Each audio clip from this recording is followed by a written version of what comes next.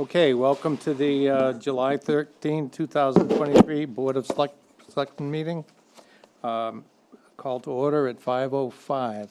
I would entertain a motion to go into executive sessions per MRSA 1 405-63, 6C, to consider the condition, acquisition, or use of real or personal property. I'd entertain a motion. So moved. Second.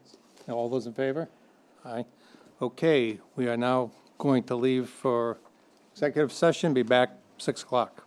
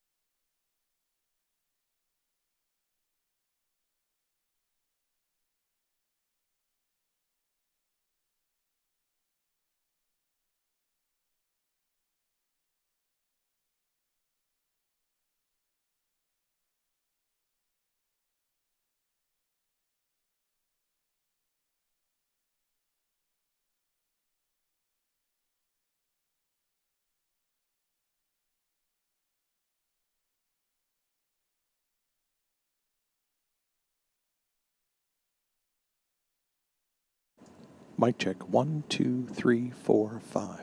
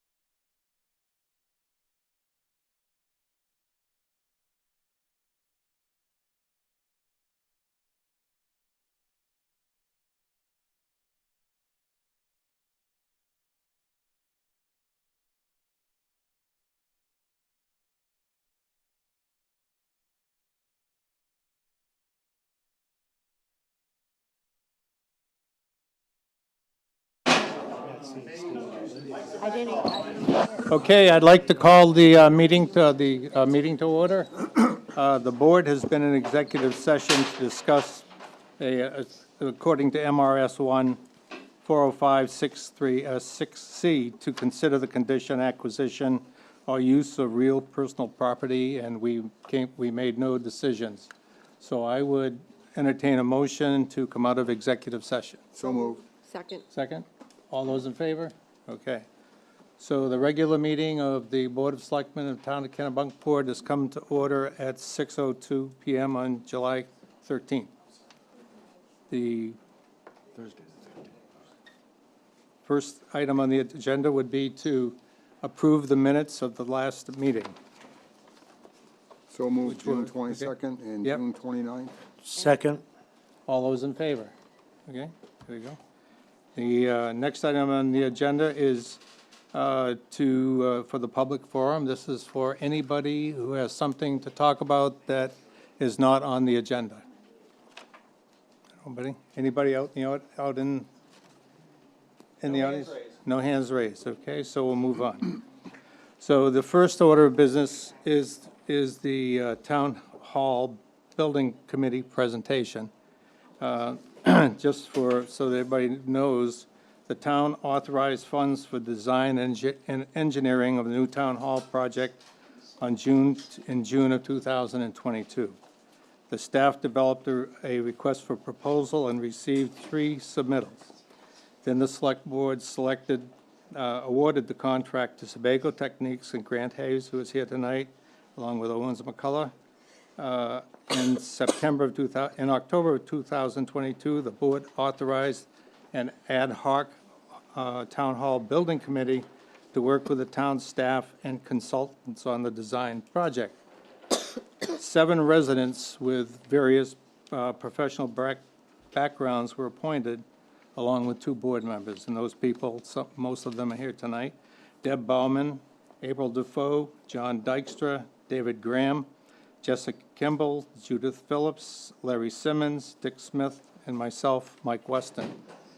Then the town staff, who also supported the project through the design process, were Lori Smith, our town manager, Werner Gilliam, Director of Planning and Development, Tracy O'Rourke, who is our town clerk, Eric LaBelle, Deputy Public Works Director and Town Engineer, Yanina Nicholas, Assistant to the Town Manager, and Nicole Evangelista, who is our Finance Director. So what we've done over the past 8 months, we met 6 times. We reviewed 4 sites. We worked on 8 different designs. This has resulted in the presentation that is before you tonight. The biggest issue the committee has struggled with is the cost of the project. Since the pandemic, construction costs have increased dramatically. In 2019, construction costs were estimated at $325 a square foot. Today, we're estimating $450 a square foot. Site construction costs have also increased dramatically as well, rising to over $1 million from our original estimate. So the committee and staff really are looking forward to presenting this tonight, and I'll have ask Lori to introduce our presenters. Yes, first we want to thank the committee for all their work and dedication to the project over the past 8 months. And the committee had a lot of valuable feedback. We really had a variety of people with very different backgrounds and ideas, and so I think it was a good process. We also thank our consultants for their patience in our process, because we really updated the programming needs analysis and went through many iterations, and I said we did 8, which was A through H, but there were like G1s and G2s, and so there were more than that, and we were really trying to fine-tune on the costs and the amount of space we need for the future, but really trying to eliminate any extra space, hallways, things like that. And we did look at things like a 2-story building as well as 1-story, looked at 1-story and basement, 2-story and a basement, and really tried to eliminate that extra square footage that came from staircases and elevators, And so we have a one-story building tonight. But I'm going to introduce Owens McCullough from Sebago Technics and Mike Hayes from Grant Hayes, who worked with us. And they're here tonight to give a presentation. We hope this is an opportunity for the board. This is the first time the full board is seeing this information, has a chance to give us feedback and ask questions, and the public as well. So I'll turn it over to Owens. Great. Thank you, Lori. Good evening. My name is Owens McCullough. I'm an engineer with Sebago Technics. Here with me tonight is Mike Hayes, who's been our architect on the project. I just want to echo what Lori and Mr. Weston has said, is that this has been a very interactive committee that has contributed to the conversation of a lot of varied people on the committee, and we've had a lot of really good conversation, and it challenged Mike and I to look at a lot of different options and designs, really focused on fitting the needs now and in the future within the building, and frankly looking at costs, because costs have increased, especially since the pandemic, both from supply chain, materials, labor, and we haven't seen it go down. We've seen it start to stabilize, so that's the good news. So tonight we're going to walk you through what we've done. Mike is here, and if I could ask the committee who's here to raise their hand just so folks can see who was on the committee. It was great, and it took several meetings, but well worth it. If we go to the next slide. So we'll start with a little background. The current town offices, everybody knows where the town office is at 6 Elm Street. It's been there since the 1960, or about 62 years. The town has considered rebuilding the town office at another location a couple of times, once in the 1980s with a combined fire and police, and again in 1999 with a combined fire department. About 24 years ago, the town approved the town hall construction, but a lawsuit redirected the project as a renovation at 6 Elm Street in 2002, which was some interior improvements. The current town hall is about 3,700 square feet of office space. There's a garage area out back that gets us to 57, and as you'll see here in a few minutes, we're well below what they need to effectively operate out of that building. Mike Hayes, Grant Hayes, spent a considerable amount of time working with staff, looking at how they function, how they operate next to each other, adjacencies, what the needs are, what the future is, what people are seeing as the future, what sort of space requirements are needed, also looking at mechanical, electrical, conference rooms, file storage, all of those things that go into a building, and went through a very detailed programming analysis, and where we landed is about 12,661 square feet, and that really took a couple of months to work through to get to that point. The new building will provide public meeting space, a little bit larger than what you have here. I think it's about 40 by 40 is what we're proposing. This is 39 by 28, yeah. And then, so we'll look at a voting space that'll replace this room right here that we're in over at the new town office. If I could go to the next slide. I am not going to read this, but this just gives you a visual of all the different functions that are in the town office. There's a lot to it, and all of these different functions interrelate with each other. We looked at, as Lori indicated, 2-story, 1-story basement areas, how they all interacted with each other. We looked at putting a meeting room on the second floor, separating executive functions from town office functions, all sorts of different scenarios, and that really took us from October to today with the preferred option. So I can't say enough that I did appreciate all the input from folks on the committee. It was a lot of good comment, a lot of good conversations, which drove a number of the changes, but I think we got to the point where we answered all those questions collectively and came up with a plan that everybody felt really positive about. Next slide, please. This slide really just is trying to show you the imbalance in what's in the town office now and what's really needed. It's just willfully shy of what the town needs to appropriately function and provide those important functions to the community. Next slide, please. I'm actually not going to repeat this because Mr. Weston did a great job walking through the whole process, but the town selected the project team through an RFP process. We were all interviewed. They established a building committee.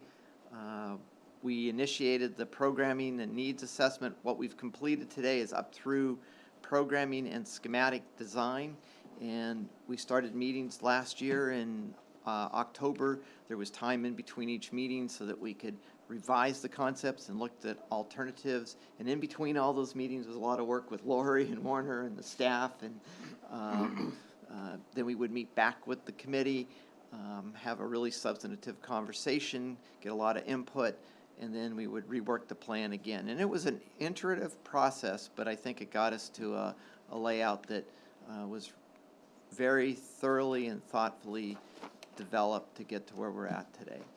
And tonight, we're here to roll out the plan and what we're looking to do, and I think the next steps then would be for the select board to look at taking it to a referendum.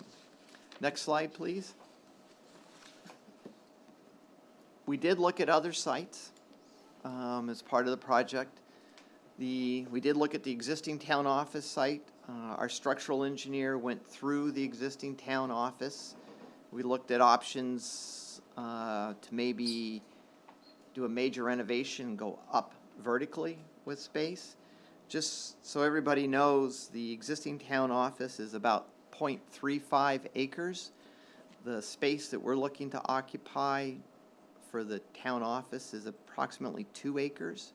So there really just isn't enough space at the existing town office, and if we were to renovate the town office and try to go up, it'd probably be 3 stories and there would be no place left for parking on the site. And the building's old enough, it's 1960s.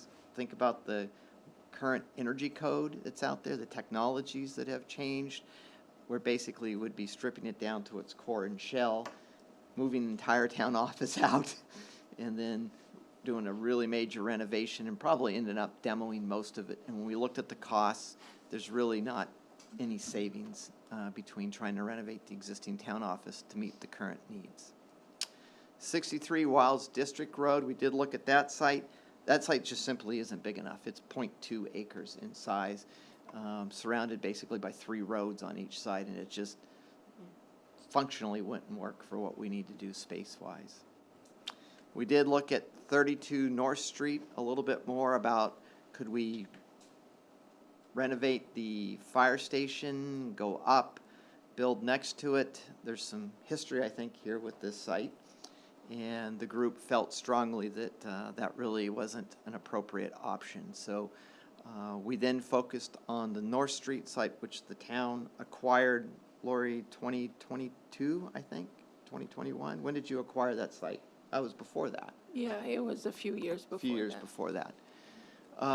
So we're looking at an area along the frontage of North Street, and that fits the program. It provides the parking, provides access, public water, and sewer to the site. Next slide, please.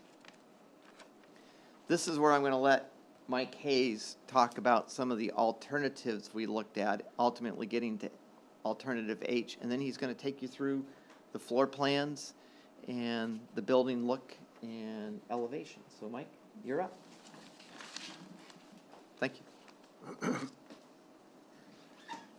Thanks, Owens. Mike Hayes, Grant Hayes Associates, Architects. So this is the path we took to start in the very beginning with the program analysis and start incorporating that into actual floor plan sketches. As you can see up here, the first alternative A was a single-story concept. It was about a little over 12,000 square feet. And as we had each and every meeting that we went through each one of these concepts, basically tore them apart, rebuilt them, tore them apart, rebuilt them, based on feedback, what was going to work and what didn't work. Just to kind of run down through these, alternate B was again a single floor concept. It was about 11,000 square feet, and it left out some very key spaces, and it didn't help. There were a lot of adjacencies that didn't work.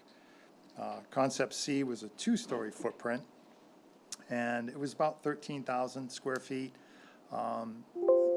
Based on where the different departments ended up on that scheme, there were security issues about people getting to certain places and about leaving, like the clerk's office all by itself on the first floor with no other department there to kind of be as a backup. So that scheme didn't work as well for security for staff. Alternative D was about 15,000 square feet. That one is 2 stories and a base, no, that was 2 stories and had similar problems to alternative C. Still had security issues that were concerns, and just the fact that departments were so spread apart on different floors, it wasn't an efficient way for them to communicate on a daily basis. Alternative E brought in a small basement into a 2-story scheme, so you had basically 3 stories. Again, too large, 15,000 square feet again, so there was a lot of redundant spaces, because when you're spread out over that many floors, not only do you need stairwells that communicate all those floors, you now need a 3-stop elevator, but you're also repeating restrooms on different floors, so to meet ADA and just plumbing code. So again, the growth of square footage just wasn't contributing to a more efficient and better layout. Concept F was a variation of E that, again, didn't work, still around the 15,000 square foot mark. So then we kind of regrouped and basically brought everything back to a single-story scheme. And we looked at all the previous schemes and pulled out the best pieces of those schemes to create alternative G. So we got it down to just under 12,000 square feet, but it also had a basement of 3,000 square feet. So we were still up there, and we were still using vertical transportation elements that were gobbling up square footage. So alternative H was the winner in the end, and that's where we're at right now. So we've basically taken everything and put it onto a single-story scheme, no basement, no stairs, no elevators. We repositioned and resized some spaces, especially the center lobby, which is mostly where the public interacts. We're able to economize a little bit there, and we're also able to combine some functions from cross-department functions. We were able to combine those into less space. And we also took one of the conference rooms and made it a breakout room for the larger public meeting space, so it had dual function. So that kind of reduced the square footage and helped out. So we're at, as Owen's previously said, 12,661 square feet for this best case scenario that we have at this point. Next slide, thank you. So this is where we're at as far as the floor plan goes. On the right side of your screen, there's a color coordination by department, and the square footages that each department or each function is accountable for in the plan. So the bottom of the floor plan, on the bottom of the screen, is the North Street facing side of the building. The right side of the screen is the public parking lot side of the building. So if you look at the North Street side, you've got this, actually there's a yellow band where it says main lobby. So you've got a major entrance, public entrance off the North Street side, and then you've got a major entrance coming off from the parking lot side. So those feed what would be access to every department and every function in Town Hall. The orange block is the town clerk's office, and that includes 3 good-sized transaction counter positions plus a future for growth. And there's also space in there for secured storage, seasonal projects, special projects rather, and then active storage. And those things are, things, secured storage are like ballots and other things that, permits, stickers, things like that need to be secured. The active storage is more stuff that is grab and go, over-the-counter items. The vault size is quite a bit larger than you have now, because you need it. And there's future expansion room in that vault. That vault also acts as not only the clerk's vital storage, but treasurer's vital storage. So And there's no water pipes in it? there are no water pipes in it, no, nothing near it for water pipes, so, yeah, so that'll be dry and good, and it'll, so we've combined the square footage to help have secured vital record storage for both executive and clerk. If you move to the left, the light blue area would be the administrative executive area. So you've got the town manager, you've got HR, you've got the treasurer, you've got deputy treasurers, you've got the technology and communications folks in there. You've got a communication link. There's a little hallway by the treasurer's office that connects the clerk to the treasurer. These functions interact quite a bit on a regular basis, so having a, quote, secured corridor internal to those departments made sure that they were able to go back and forth, not out through the public way to get there. There's a large open area in the executive area there, and that's for future expansion and for as functions change over time, and I mean years, and technology changes, that's more of a flex space for them to be able to use for just about anything. But right now, that program space is probably about half filled with people and items that are needed there. There's a small meeting room within the executive area, so that can be used for staff, or public can be brought down there to meet in that room also.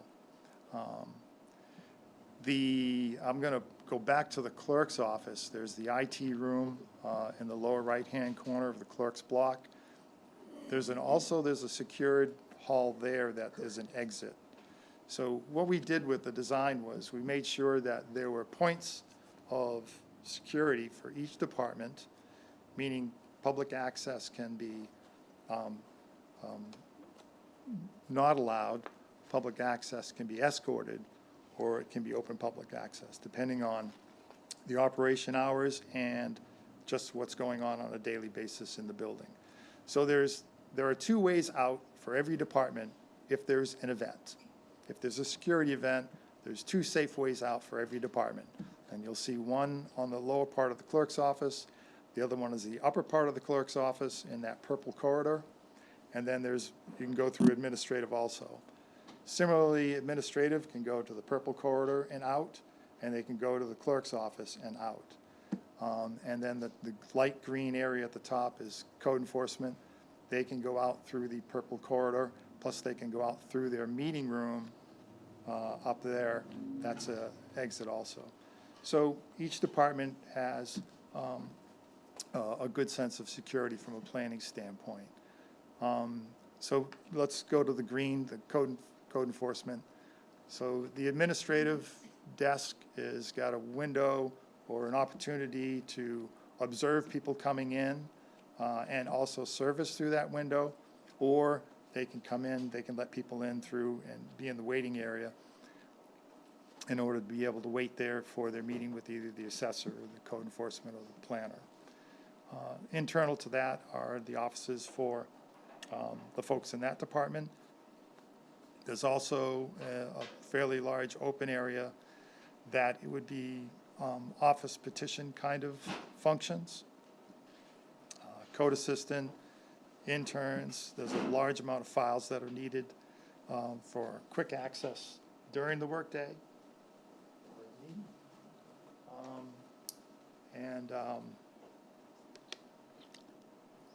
and the assessor is also right there. So the meeting room is large enough for both internal staff and meetings with the public or builders, people that would be visiting the Planning and Codes Department. There's also, to the left of that, in the purple areas, there's a staff break room, a couple of staff restrooms, and so those are kind of in the secured zone also. Pardon me. There's also a little outdoor patio there for staff. To the right end of the building, all the way to the right, you've got a bunch of purple stuff there. That's the large public meeting down on the bottom. Oh, sorry, yeah, down on the bottom right. That would be the large public meeting. Nice high ceilings. We'll get to that in a minute. An AV room and a storage room right directly off those. The storage rooms for tables and chairs and podiums and other things. Outside of the public meeting room, there's a couple of large restrooms that would be for public. And then there's a single user restroom also, as well as the custodial.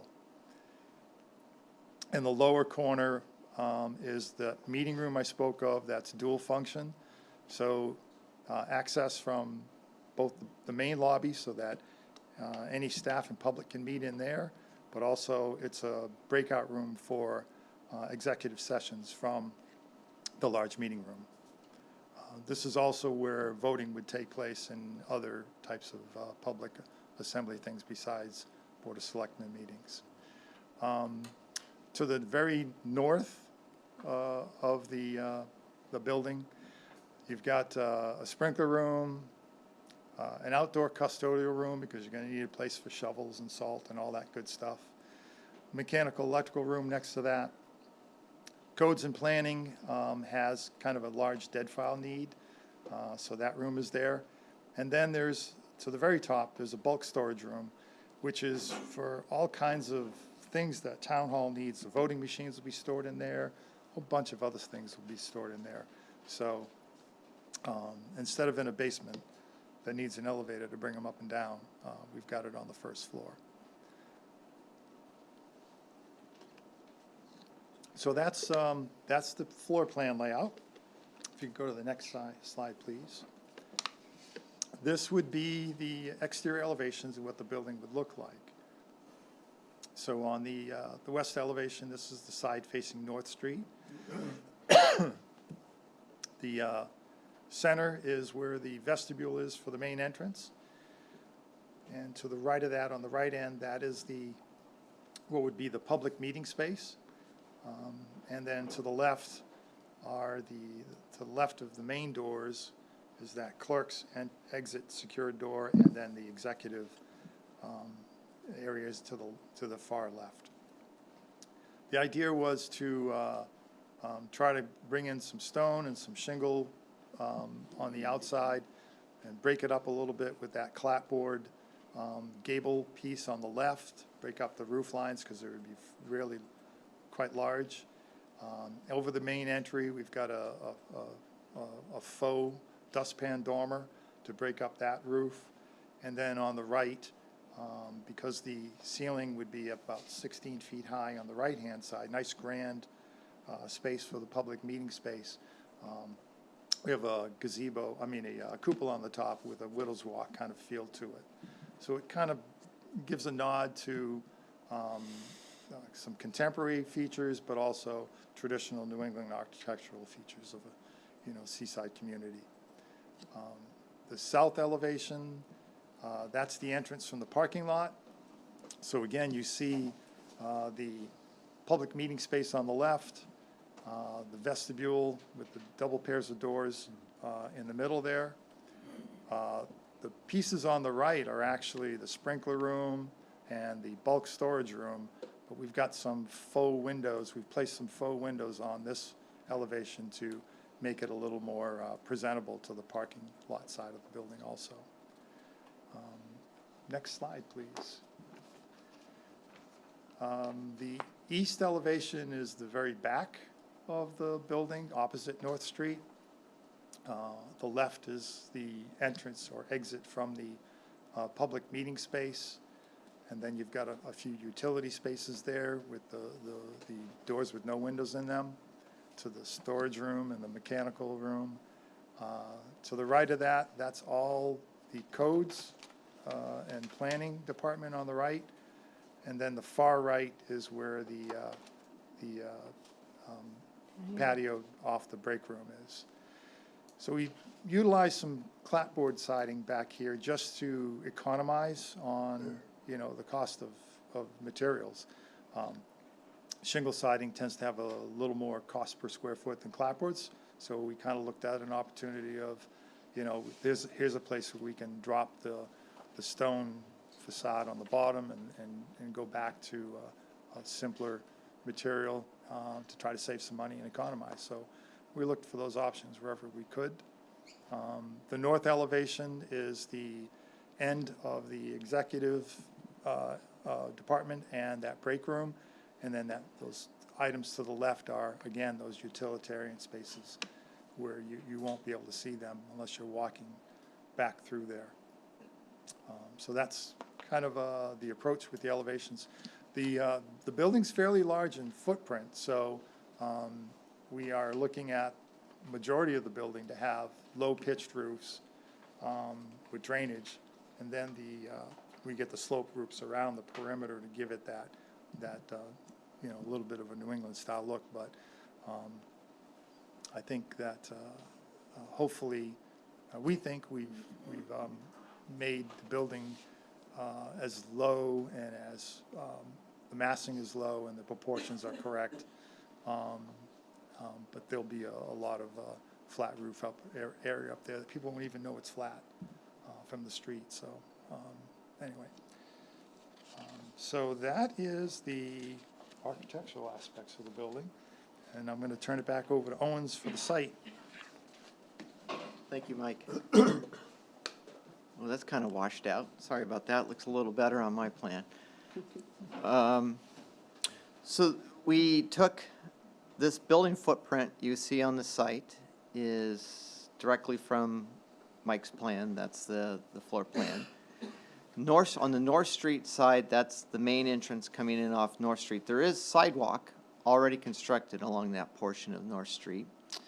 And what we tried to do was provide a little more prominence and presentation coming into the building. So instead of just sort of one walkway coming up the building, there's a horseshoe or a semicircle on it. Just provides a little more interest coming up into the building. There is also a connector sidewalk that goes to the parking lot from the entrance around. And that sidewalk just provides connectivity. We would expect that most people coming to the parking lot would come in through the entrance that, thank you, right there, would come in through that entrance. But it's important to have connectivity to two, especially for emergency egress and purposes like that. The parking lot provides for 54 spaces. For reference, there's 15 employees, I believe. Did I get that right? 14. Maybe with an intern, 15. So there's extra capacity there for people coming in and out for meetings that might happen during the day. And of course, in the evenings, most of the staff most likely wouldn't be there for planning board meetings or Board of Selectmen meetings, with the exception of Lori, Yanina, Eric, and a few others who would be here. But we tried to provide enough parking to accommodate the uses. So the road, the access coming into the site would be a new constructed roadway. If you go out there today, there's a curb cut, although the curb cut's not really wide enough. We'll be modifying that. But there's a road that comes in. That road is very similar. If you've seen the original plan that was for when there was a much larger development, we kind of followed that same kind of alignment. It does two things. This parcel is about 87 acres, and we're only occupying a couple of acres at the front. So We bring the road in, that road serves our access, and whatever comes down the road, nothing we're planning at the moment, but it does provide that opportunity for future connectivity to the rest of the property. There would be a sidewalk coming in on the town office side from North Street, so there's a sidewalk that comes in. The road would be curbed, have catch basins in it. We are looking within the budget and the cost estimate to run water and sewer in from the road and then run tap off of that water and sewer over to the building. That would provide the infrastructure in the road in case the road was ever extended. Always best to plan for the future and not have to tear up the road again. We would be looking to have some landscaping. Those circles are street trees in a esplanade along the side between the sidewalk and the parking lot to provide separation and provide some visual buffering between the parking lot and the road. And then within the parking lot, there's a couple of landscaped islands that would be installed, handicap parking up towards the front of the building, sidewalk all along the portion of the parking lot that has direct connectivity to the building. And we are proposing to, at least at the moment, to use concrete sidewalk up near the building. And that sidewalk up near the building would be reasonably wide and good sized because we've got a variety of entrances into the building. So as people come up to the building, they tend to take the path of least resistance, so it provides good visual connection to the entrances. And then we did preserve other areas where we can have landscaping on the site and, of course, a location for a flagpole on the site. There is a walkway that goes around the building towards the staff patio, and that walkway provides connectivity for points of egress from the building. So if we had an emergency and people have to egress from the building, they need a pathway to get out from the building, so we provided for that. And there is access to the bulk storage area on the outside of the building. That's a double door on the building. Lighting would be LED lighting. It would be pole mounted in the parking lot. Eventually, when we get there, that would be a photometric plan, and the lighting would be cutoff lighting. The lighting today is very focused on just the areas you want to light. Technology has come a long ways from what it was in the past. And again, public water, sewer, underground electric, telephone into the site. We would obviously need to locate a transformer pad for electric onto the site. At the moment, we haven't programmed in, I don't believe, emergency generators. That wasn't thought that the town office would necessarily need that.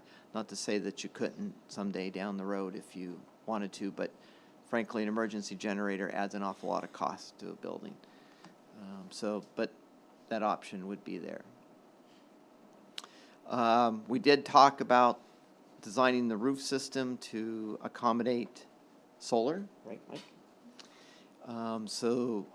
That option would exist if we wanted to integrate in some solar into the building. At least at the moment, the structure would be designed for solar, but depending on where pricing came in on the building, it may be something that gets added on later, but the plan would be to have the electrical system designed to accommodate solar down the road.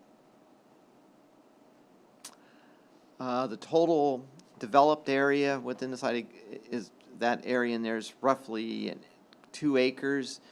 The size of the parking lot and the building together is right around 1 acre of parking and building and sidewalk space. Next slide, please. We always save the cost for the last one. Sorry about that. But cost has been on our mind through the whole project. We've had a lot of conversation around budgets and costs and trying to economize as best we can out of it.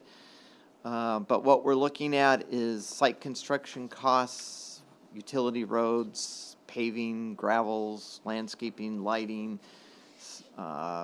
drainage systems, all of those things that we need to go into a site of around $1.6 million.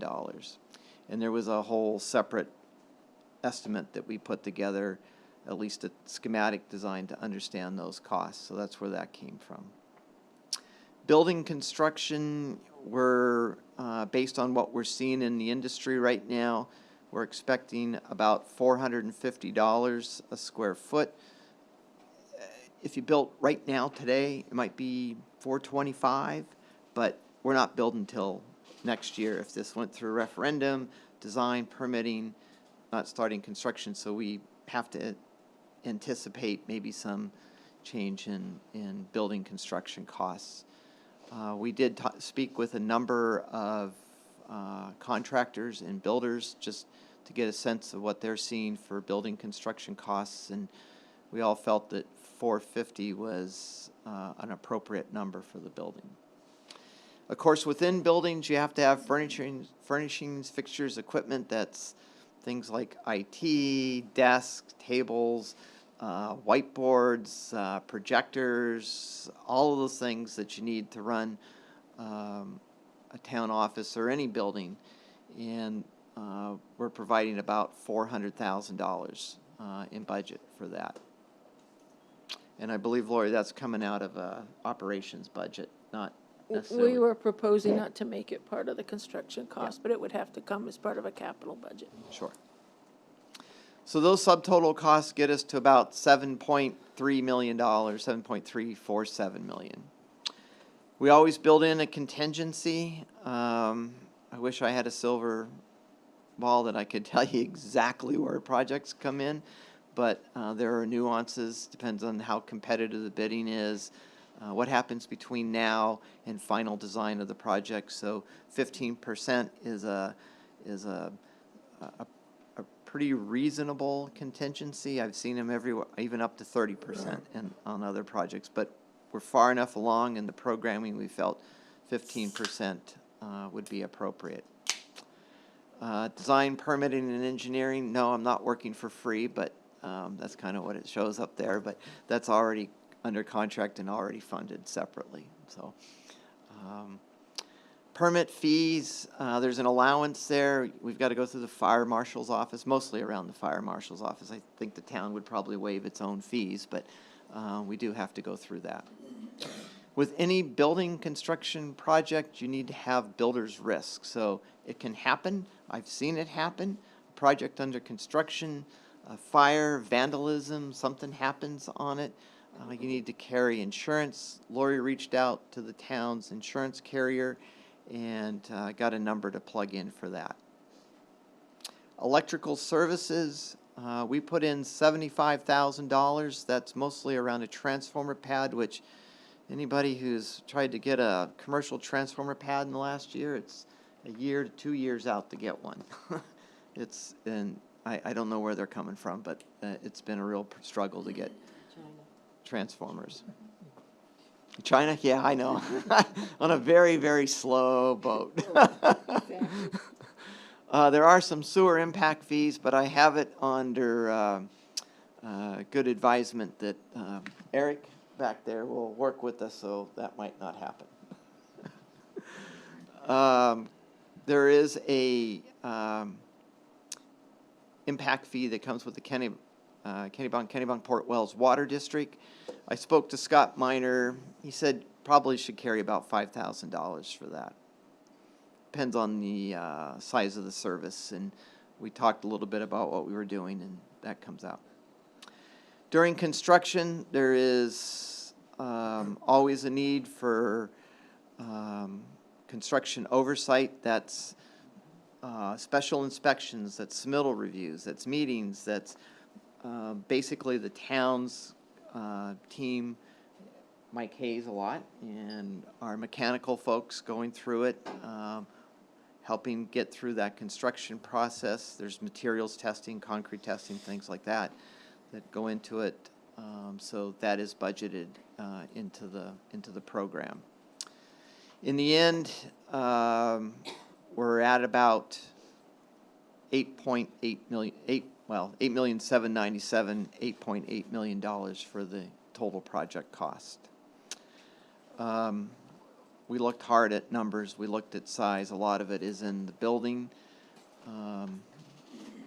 but that's where we landed with it, and it was pretty significant conversation around cost. So we tried to do, if you went back, we went from a 1.15 thousand square feet to 12 to 11. So we moved around quite a bit, just from basement, getting rid of some of those vertical elements. At one point, we were headed down the road of a 2-story building, but just looking at the numbers and the adjacencies, it just didn't make sense. And those costs just would have crept up higher. So single floor seems to bring us the best value and provides the most functionality for the building. So we worked hard to get to that point. Next slide, please. So I just want to talk briefly about schedule. Everybody wants to know how long does it take. So if the referendum were to pass, that would maybe be November of 2023 that funding would be available. At that point, we would move into the full design of the building, where I spend a lot of money with my architects and structural engineers and mechanical folks, but we were trying to push that work till we know more about the referendum before we dive into those costs. So if that happened, we would really need from basically October till May to work through I gotta have the geotechnical engineers come out. I've gotta go through local permitting, maybe a stormwater permit through the state. We're right around that 1 acre threshold. So we'll have to determine whether we need to do that or not. But that gives us till May. We would put we'd put the project out to public bid in June and July. And I put the procurement, there's a couple different ways you can procure a building project. You can do design, bid, build. That's the traditional, where we design it, soup the nuts, put it out to bid, pick the lowest responsible builder, and then go build it. There's construction manager, where you bring a construction manager in, and basically they become responsible for getting the project built. Eventually they give you a guaranteed maximum price. And then there's design build. I don't think this is a candidate for design build at all. You lose too much control over a project that has a lot of very particular and special needs. So a project this would be very, very difficult to put out as design build. If I was doing a pre-engineered metal warehouse building, yes, I would do that. But I think design bid build is the best procurement approach for the town, and I think we had general concurrence among the committee. If bids come in favorable, then we would start project construction in late summer, August of 2024, and hopefully have completion done by 2025.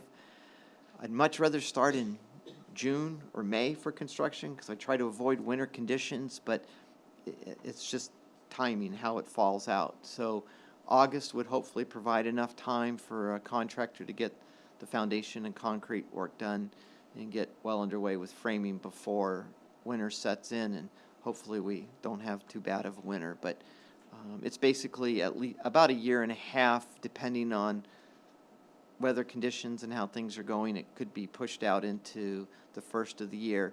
I would tell you that more than likely there would be landscaping and final loaming and seeding and some site work that would have to wait till the summer of 2025. I just can't do that during the winter, during the late fall and winter months.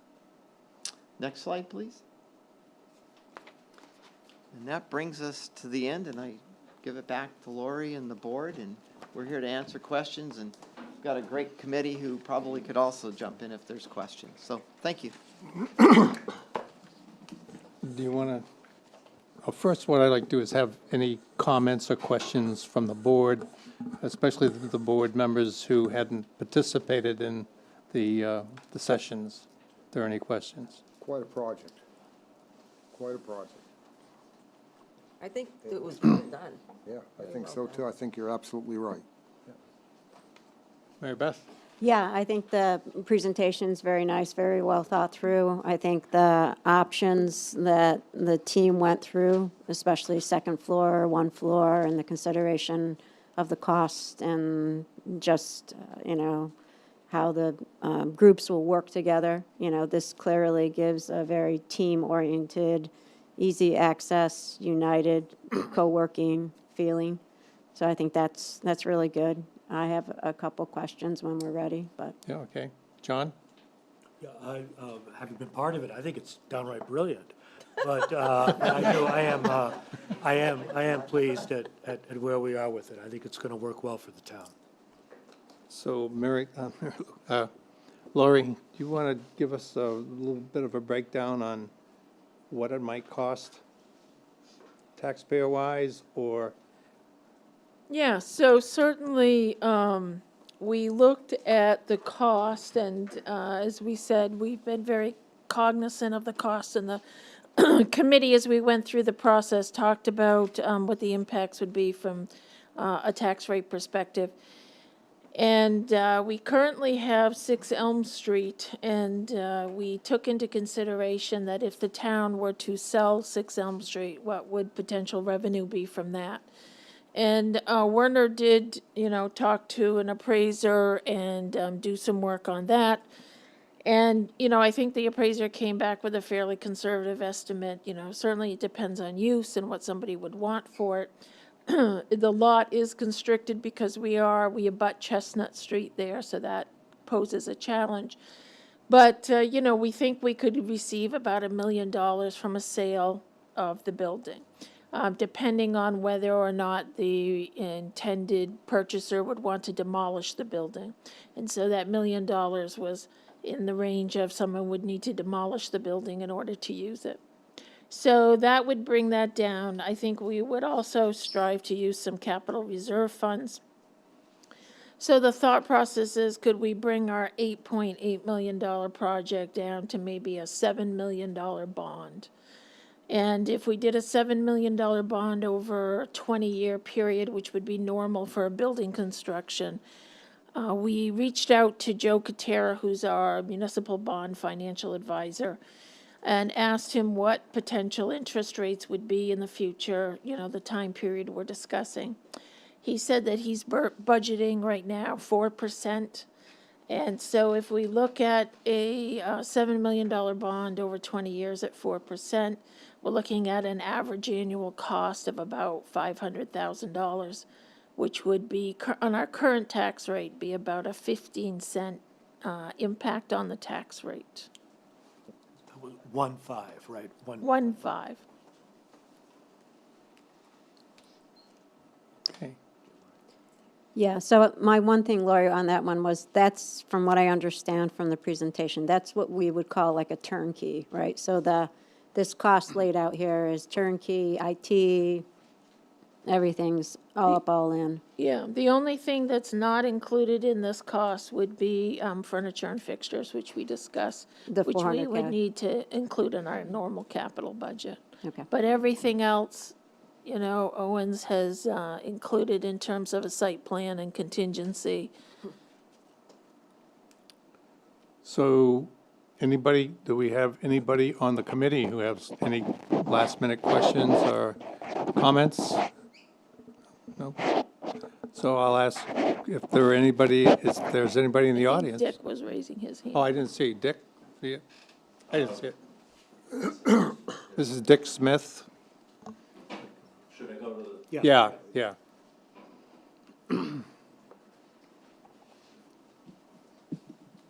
Dick Smith, Stonehaven Drive in Cape Porpoise. I had both the honor and the pleasure of working on this committee. I have been on other similar projects in my working career, and I've got to commend both Hayes and Sebago for the manner in which they pulled this all together and truly listened to the constituencies.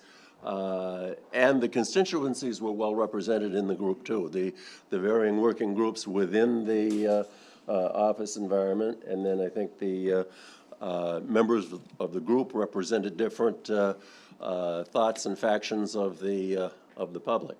But they really wrung it out to get the unnecessary costs out of there. I mean, we were real happy with something that was a bit bigger at one point, and then took a hard look at it and said, well, there were some things that we probably could do without.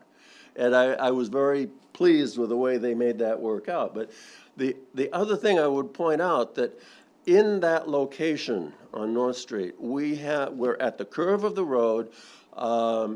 The traffic entering this town either comes from Lower Village or down North Street. And with that curve, this will be the greeting that people entering Kennebunkport will receive. This is our image.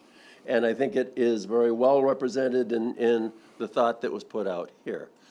And the other thing is that on that plot, what wasn't really highlighted was that aside from the North Street side of it, on the other side is a stream.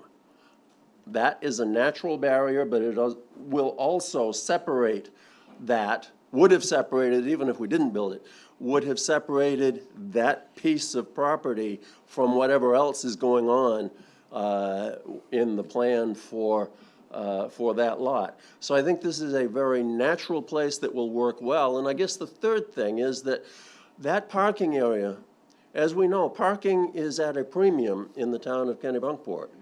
And that is far enough away from the other activities that I really don't think that it will be impacted by people parking there who are not there on town hall business. And I think that's an asset. So again, I was very pleased to be part of it, and congratulations for, in my estimation, a job well done so far. We got a ways to go. Thank you. Thanks, Dick. Anybody else have questions? It's your chance. Yep, Robin. Yep, Robin? Hi, Robin Phillips, Goose Rocks. I have a question. The 15 cents per dollar on our tax bill. So I want to make sure I understand. So say I pay $4,000 in taxes. So my taxes would go up $600 a year. Am I understanding the math correct? Be 15 cents, yeah, on 1,000. Well, per Right, 100,000. so that would be $600 a year.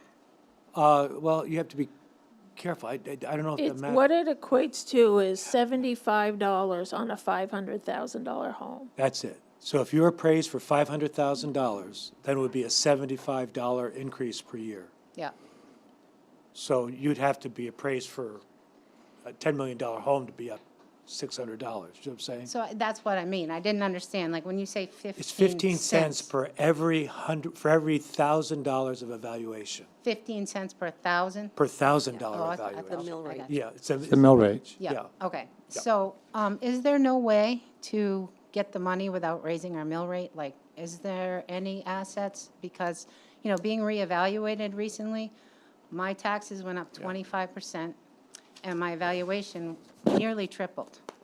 I'm not a rich woman. It's very hard to pay my taxes. I'm always late. So, I just feel like there must be other ways to get some money, and we're also looking at the balloon payment about the same time for the village parcel. Is that correct? Yeah, so when the town did the bonding for it, we did we structured it so that there were two bond sales. One was for a private interest rate and one was for a public interest rate, depending on the use of the property. And so the private interest rate portion is coming up due in 2025. And the intention of the community when it bonded was to do it for another 15 years. So we did, so that would continue similar to how the cost is now. I did talk to our bond financial advisor about what he sees. Would the interest rate be up or not? Right now he's saying he thinks it'll be similar to what we bonded it for. So it wouldn't be an increase, it would just be a continuation. So we're already paying for the bond. And when it's refinanced, we would just continue to pay at about the same level. But we would still pay more interest than if we paid it off, correct? Well, we're really not able to pay it off. I mean, the bond is providing that Right. that revenue, yeah. But, so to add like an equal amount or over an equal amount, to that for a town hall. It just seems that, you know, that's a lot to finance, and maybe we have some funds somewhere, or I don't know how the finances work. I imagine April knows. Are there any bonds coming? Yeah, we Do- do, yeah. So- We've talked about that. Mary Beth, you want to Yeah, talk so about that? I We talked I about that actually have today. I have a proposal that I'd like to put in. Mike, is this a good time to put the proposal? Yeah, forward? yeah, Is that- good time. Be all right? I mean, I'd want to have you standing there, Robin. No, I don't have to stand here. I just want to look No, at do you other want- I'm sure ways. you were done, that's all. It's always we- easy to put it, you know, say it's only, but that would be $150 a year almost for me. Yeah. Which, you know, I feel like I don't get that much out of the town hall. I mean, I do, but, you know, that's quite a lot. Well, So- it's a matter of what we personally get, it's also a matter of the function of the hall for the town. I mean, understand, and yeah, it's a so just very say- nice picture, and, you know, it has No, everything. no, I mean, it's hard to function where we are now. We can't grow. We're already shoehorned in that building. Yeah. So it's more than just what we individually get. It's allowing for the function of government to be able to continue and grow in our town. Yes, and So- I'm not sure. Yeah, So go ahead. Mary Beth, why don't you explain to what we were talking about today? Okay. Okay? Yeah, so Mike and others, what we are talking about is pretty much to Robin's point. In the interim of this discussion and a work process is maybe getting together a subcommittee of 2 Board of Selectmen and Lori to work through and to find means to offset the cost as much as possible. You know, basically reduce the tax impact is what we're going for. So we would throw, you know, everything we could think of on the table, right? I don't think we want to go through the list now, but I think we would do this as a very quick work session, probably try to bring it back to the board in the August meeting. So Mike, did we want to Yeah. talk more about that, or is that okay? No, I think we're looking at bonds expiring. Yep. Bonds maturing, let's put it that way, and et cetera, that coming up in, is that 26, 27? Well, I think, 25? yeah, so what I'm hearing the board say is that, I think staff wants to know and the consultants want to know, do you have any feedback on the design that we've come up with? But B, I'm hearing the board say that they're concerned about the cost and the impact to the taxpayers. And so can we look at that, you know, and come back in August and say, what else could we do to potentially reduce that burden? Right, Just as Robin was suggesting. right. Yeah, and I think that's the right way to do it. Yeah. Yep. Come back in August, get together and see what we can do for, like we did on the budget, when we did the budget this year, see what we can come up with. And maybe there's an offset, maybe there isn't, but see what we can do. Do we need to officially allow that? Do we have to make a provision for that at this meeting, or is that something we can just do? You know, I really don't know, but I would Good say, question let's, to we ought to have an official, just say that, hey, Lori wants to be involved. Mary Beth and I have already been involved a little bit. Good. So if we could do that, if everybody wants to approve that, do we need a motion for that? though? I think anytime that a group of selectmen are acting on behalf of the board, a motion gives them that authority. But I don't know if there's any other public comment or questions Yeah, before that's you why I guys asked. do that. Nobody raised their hands, but I'm happy to, we're Some happy to people are ask. shy. No, Robin's not shy. That's true. I just want to make sure, so I know how tight it is with ballots and things like that. So are you planning to put this on the November ballot? Is that your intention? We haven't voted on that, but we're going to discuss that in August. Yeah, and if you do, will you have something concrete that voters can see that spells out how much our taxes, I mean, will you have that worked out? Because I feel like asking people to vote on something that is not cleared up is, well, not really the right way to do it. It doesn't, you know, always get the best. We'll do the best vote. we can. We hear you. Yeah, and I Yeah. think that's what this small group would be doing, is looking at what we could do to offset the 15 cents. Yeah. To get it the compromise, so yes. And cents. Before you, in the ordinance, you will have it spelled out how you're going to pay. That's all I'm asking. I think people would, I mean, if you can't figure that out before November, maybe we should wait, is my point. We can, well, I'm By hoping. September, right? Yeah, but you're not, we're not saying that we're going to be able to offset the 15 cents. Right, We're saying we're going to take a look, see what we can do. right. So what would happen is they would actually vote on a bond resolution. And so what they'd be asking for is authority to bond. Or if they were using capital reserve funds, authority to use those reserve funds. And so in that, there would be a financial note, and that financial note would say those things that you're asking about. Right. Okay. Does that make sense, Robin? Yes, I just think it would be good to know how we're, usually when you do a project, you Right. know how you're going to pay for it first. Well- So I'm not hearing that exactly. So in Except the- put it in That's the- what we did with the same way we did with the wastewater bond and everything else. Yeah. We always did that, everything first, so that you would, Right. there's nothing to be hidden. I mean, it's all right out in front of you. Right. To make your decision. I don't understand your question. We know how we're going to pay for it. We're going to get a bond. And the bond will cost this much, and Yep. will have this kind of impact, if approved, on the tax rate. Well, you may what's not need known? as large a bond Right, if you and find I- other You're right. money. Well, that's what You're we're right. going to do. Yes, right? that's what we're gonna going to do. come back. Yeah, you're Yeah, and I right. think Yeah. that's part of it. And so right Yeah. now, if we try to move forward, it would be, what they said, which is this is the turnkey cost. And then the impact would be the 15 cents per thousand. 100,000. No, thousand. 1,000 per thousand. I thought I had it right. And then what we're saying now is we're going to go off for a good solid month, and we're going to look and see what options there are to offset that as much as possible, and what are those options. And one of the things that Mike brought up is we've already pulled the bond, Lori's already pulled the bond of what's coming due, so we can sort of see within the current budget, the puts and takes of those things maturing. And then, other options, what else do we have? And that's what we're going to come back with in the August meeting to present. Okay, thank Okay, you. yep. So do we want to have a I motion to think set that April committee up? has her hand up. Oh, I'm sorry, I didn't see. Oh, April. Sorry, I didn't see your hand.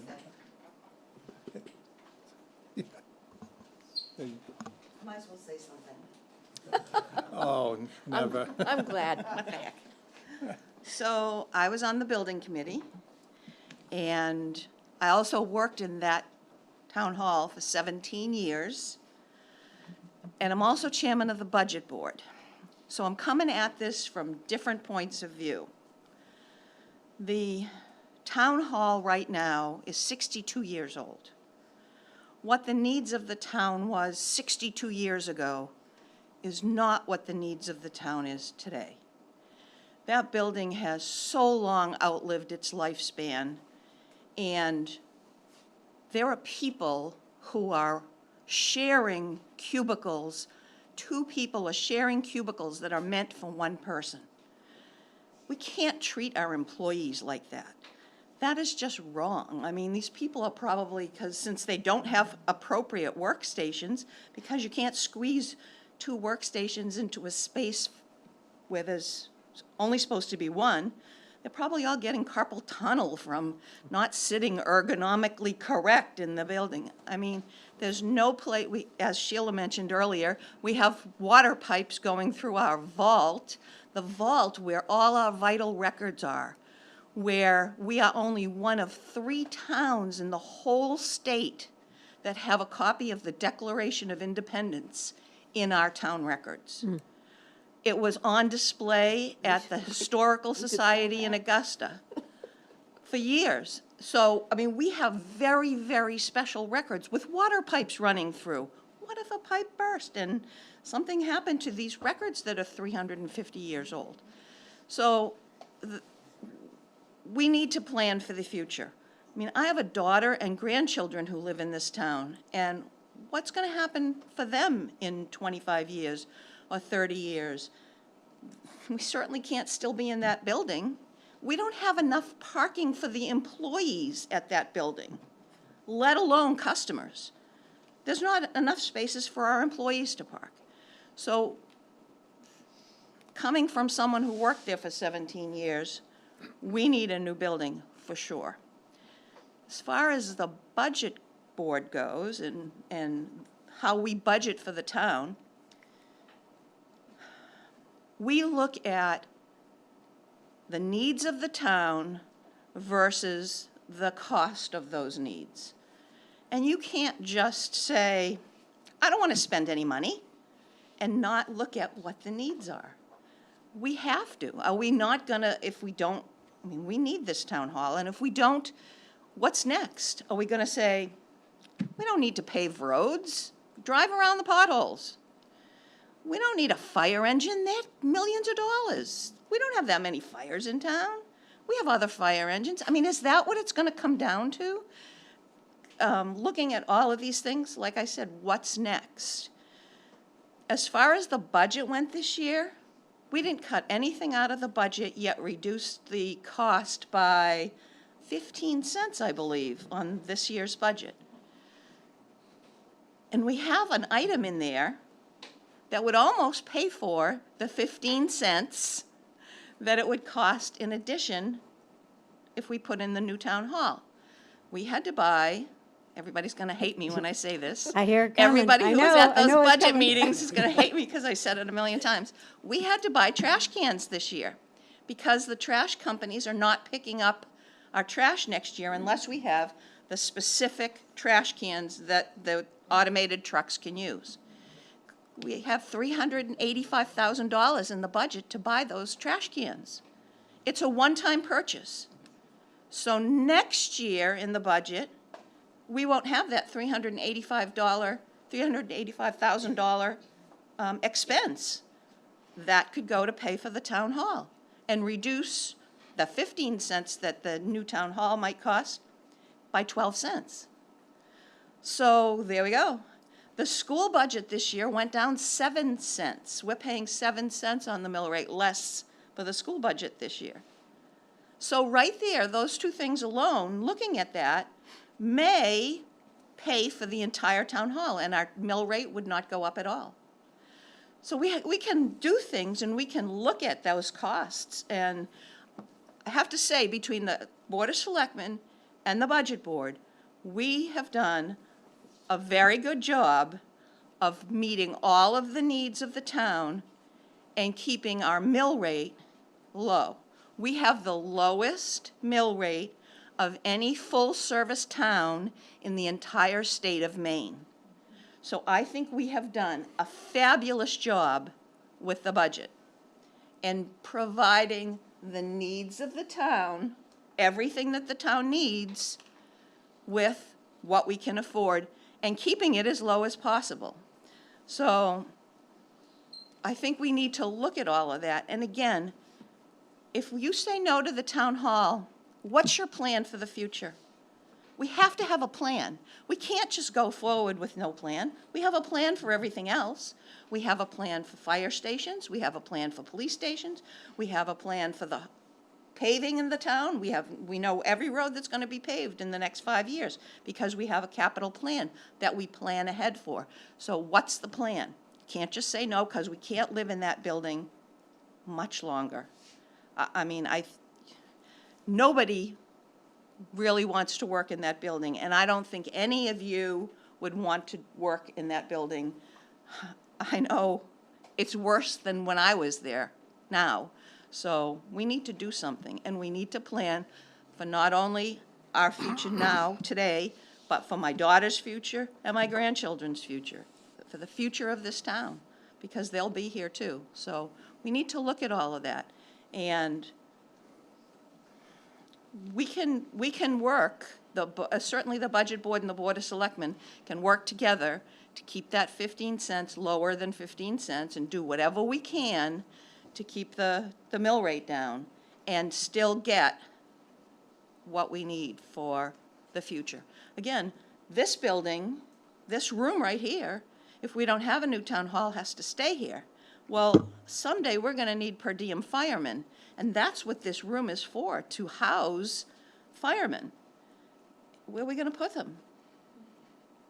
We're going to not hire firemen and not have because we don't have enough volunteers, or the volunteers are getting lower and lower. So at some point, we're gonna need per diem firemen. They need to be someplace, and this is the place to put them. So, you know, I'm looking at all of the different pieces and how it all plays together. But I think we ought to really seriously think about the future of Kennebunkport, because Well this is put. part of it. Well put, Very April. well put. Thanks, thanks, Thank April. Thank you, April. Thanks. Melinda Anderson has her hand raised on Zoom. Who? Melinda Oh, Anderson. okay. Okay, Melinda, go ahead. Yes, hi, can you hear me? Yep. We can. Yes, thank you. I've been hoping that I would have a chance to speak. So, you know, I appreciate everything April has said. She really has the longevity in that building. So I think the truth is we do need to expand, but I think it would be better to do it at North Street.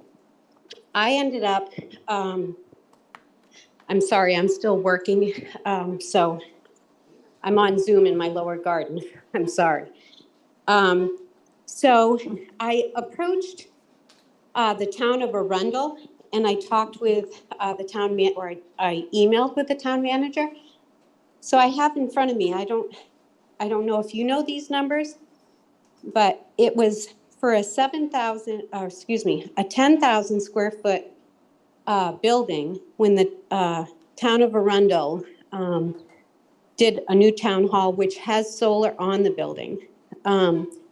It's 10,000 square feet of office space and meeting rooms taking up 7,000 square feet.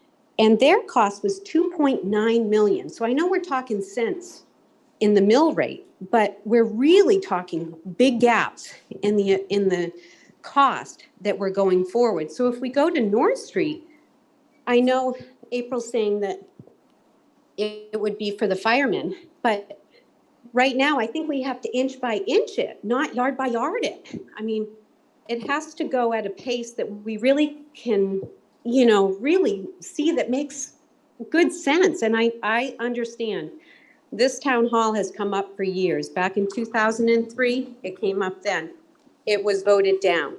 I understand. It's not that I don't want the town to get a new town hall, but we are going so fast on spending money. And yeah, it's a bond, but somebody's got to pay for that. So, you know, if we do please let me finish. If we do North Street, the infrastructure is there. It's going into the village parcel that it's upsetting.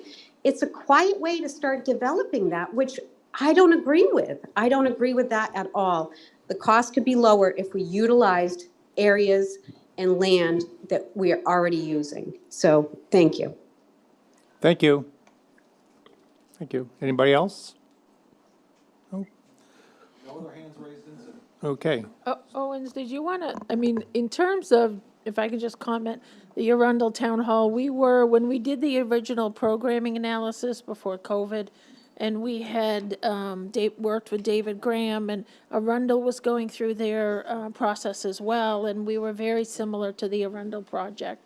And in fact, we were comparing, I think, their total cost was like 3.5 million. But we were comparing ourselves to then, and the prices have increased, you know, a lot since then. And Owens, I don't know if you want to talk about that piece, because that is surprising. It was a big change as we went through the process. But the second piece was North Street Fire Station, and talk a little bit more about, we did look at this as well as, you know, using a second floor. Could we use some of the space here, and what those challenges were?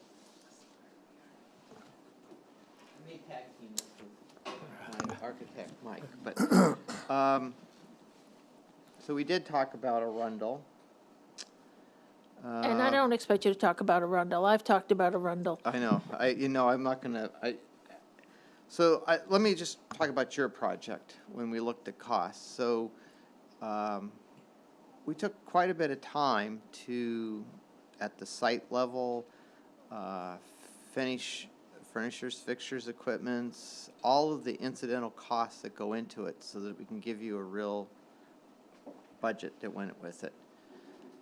Building costs have continued to increase. I don't think, I mean, I gotta say, the Arundel building and this building are two different When buildings. we did our first analysis, we were at $325 a square foot. Yes. And we reached out to several different building contractors, started looking at what they're seeing for construction costs. And 325 just wasn't gonna do it, wasn't gonna get you where you needed to be. Did you do a project on adding to this building? And if you did, why did you then move to the next? For this building, we didn't, this building is a wood frame structure with a wood truss, and it was never built, the walls, the bearing walls, the foundation, the entire system was never built to handle a second floor. Okay. So it's a pretty significant change to just simply say, we'll take the trusses off and build a second floor. Mike Hayes is gonna tell me things like, vertical circulation and elevators and points of egress. There's a whole host of different things that go with it. To try to repurpose this building to do it. What do we do with the fire department if we repurpose it? And frankly, I think we were going to get to the point that if we look to, we're going to have to significantly modify the structure. It just wasn't, the benefit just wasn't there. I think that's what she was saying, Yeah, so I just wanted you to mention that. thank you. All right, what was this? Was there a second part to this? Mike, I told you to come up here and tag team with me. You know? From the standpoint of cost per square foot, you know, in 2016, 2017, you know, you could build this building for probably $275 a square foot. You know, the pandemic just threw everything into a Yeah. tailspin. And it's not just the cost of materials, it's the length of time to get them. You know, we talk about generators. Generators are, and certain mechanical equipment are a year and a half out. You gotta procure them, you know, really early, or it's a year and a half out before you get put those pieces in. So not only is the supply chain still affected, you still have continuing costs rising for sheetrock and steel, and concrete. And I'm just talking about the basic building pieces. The other costs that are wood stabilizing a little bit, but it's still gonna get eaten up by the continuing rise of sheetrock, concrete, and steel. So right now, we're seeing an average cost for just standard office buildings at $425 a square foot. If you're going to build let's say you're gonna build a pre-engineered metal building brewery, okay, you might be down to $400 a square foot. So the costs are different for the different types of buildings. Don't even want to get into schools and hospitals, because those are $500-600 a square foot. So right now, we're trying to project out, as we did with the Cache Corner Fire Station in South Portland when we were designing that. That was 2 years out, and we were holding the line at $365 a square foot for that one, and that started before the pandemic and was finished during the pandemic. So we were able to hold the line on that one and didn't go over budget. That was a $6 million project. So the idea here is to make sure that you have a number that, from historic sense, represents where we think it's going to be. And as I said before, right now, if you were to build it, it'd be $425 a square foot this year. And those are pretty solid numbers from a multitude of contractors that we talk to on a weekly basis on many projects. Also, we have professional construction consultant estimators who are also tapped in for those numbers, not just the contractors, because, you know, people can say, oh, they're just padding the number because, you know, they want to be able to raise the budget later. When you talk to these professional estimators too, these are the same numbers. So these projections are what we feel are accurate for 2025 occupancy. All right, So, thank you. Okay, I'll entertain a motion then to establish this ad hoc committee. Okay, I can make that motion. So the motion is to establish a subcommittee to the Board of Selectmen to define means to offset the project costs, reducing the tax impact as much as possible, and bring that forward to the August meeting. Second. And who's on that Who's on? subcommittee? I'd like to volunteer for that, And I will. Mike. Yeah. And Lori. Lori. So moved. Second? Second. All right, all those in favor? Okay, good. Okay, we're going to move on to the next item, which is a presentation of the proposed November 2023 ballot questions, the comprehensive plan updates, and the street opening permit updates. Who's going to do, which one's going to do it? Megan? Michelle? All right.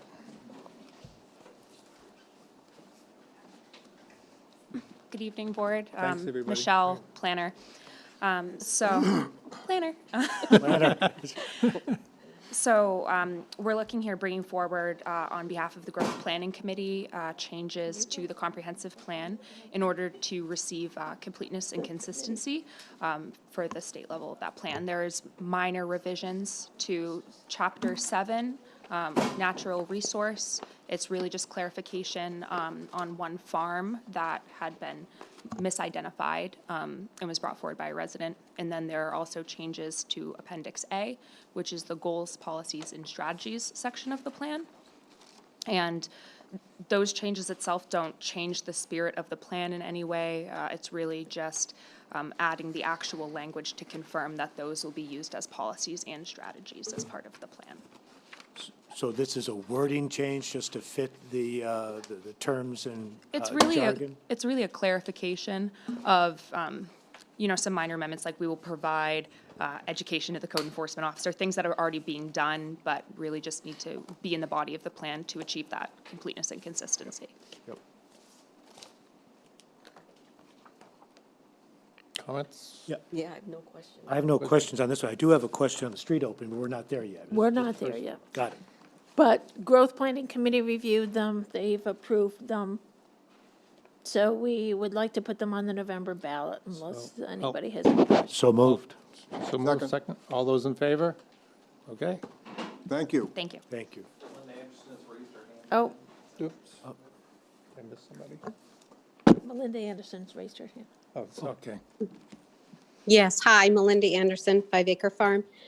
I'm just needing a little clarification because what I noticed was housing was also turned down. Can someone speak to why that was turned down?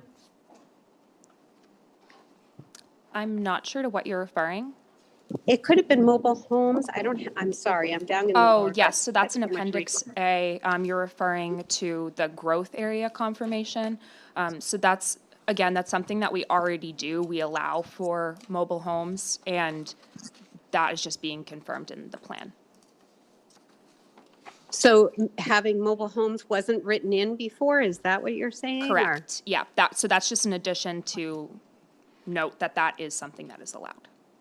Yeah, I think it's important to share because talking about budget and, affordable housing and, really how much the town changes little by little, that is an important thing to make sure we get correct because mobile homes are affordable housing for other people that maybe don't live on the outskirts, that live in the outskirts of town.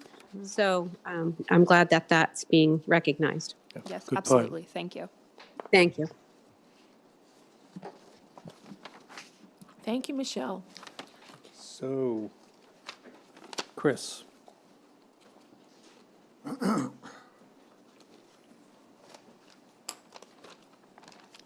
How's everybody doing? Good. So we were looking to make a few proposed changes to the street opening ordinance, basically kind of under 3 different categories. So one was a standpoint from, the rising costs that we're seeing and basically doing everything. So that would be, the bond that we've always required of $2,000. Depending on the size of the cut, the $2,000 bond may not be high enough to cover those costs if we were have to go in and take care of those repairs ourselves. So we're looking to change that to $5,000. There was also some language in there that referred to cross cuts versus diagonal cuts versus parallel cuts. So we kind of wanted to clean a lot of that up. We didn't feel that was necessary. We would be looking at these cuts based on the scope of the work, and what shape the cut really is doesn't really matter, because we're kind of just evaluating what the scope of that work would be, the size of the cut. So we felt that we could remove some of that language. But we also wanted to take an opportunity to kind of introduce some standards in as to how we felt that these repairs ought to be made. A lot of the times, these cuts were simply based back in and left as is. And, over time, they kind of become speed humps. We've all seen that in town. So we took the opportunity to kind of put a standard in for both the temporary repair that we like to see for the first year and allow it to sit, and then the permanent repair that should follow, a year later. So we kind of don't, we can reduce that speed hump issue that we see around town. From 2,000 to what? We couldn't hear that. 5,000? 5,000. 2,000, 2 to 5, yes. Yeah, I have a question, just as I was looking at I wonder if it's a typo or I'm not reading it correctly, but under, on the first page, I'm curious, A, B, C, and then it goes back to A, but I guess that's a new section, fair enough. There's the 2 to 5,000. It reads minimum of $5,000 for all openings. Is that 5,000 each for each of the openings, or 5,000 covers all the openings that they have on the permit? So typically, depending on what the utility is that we're cutting the street open for, it's generally going to be one cut. Not to say that a project might need several cuts, and I think we would look at that as a whole, depending on the work area.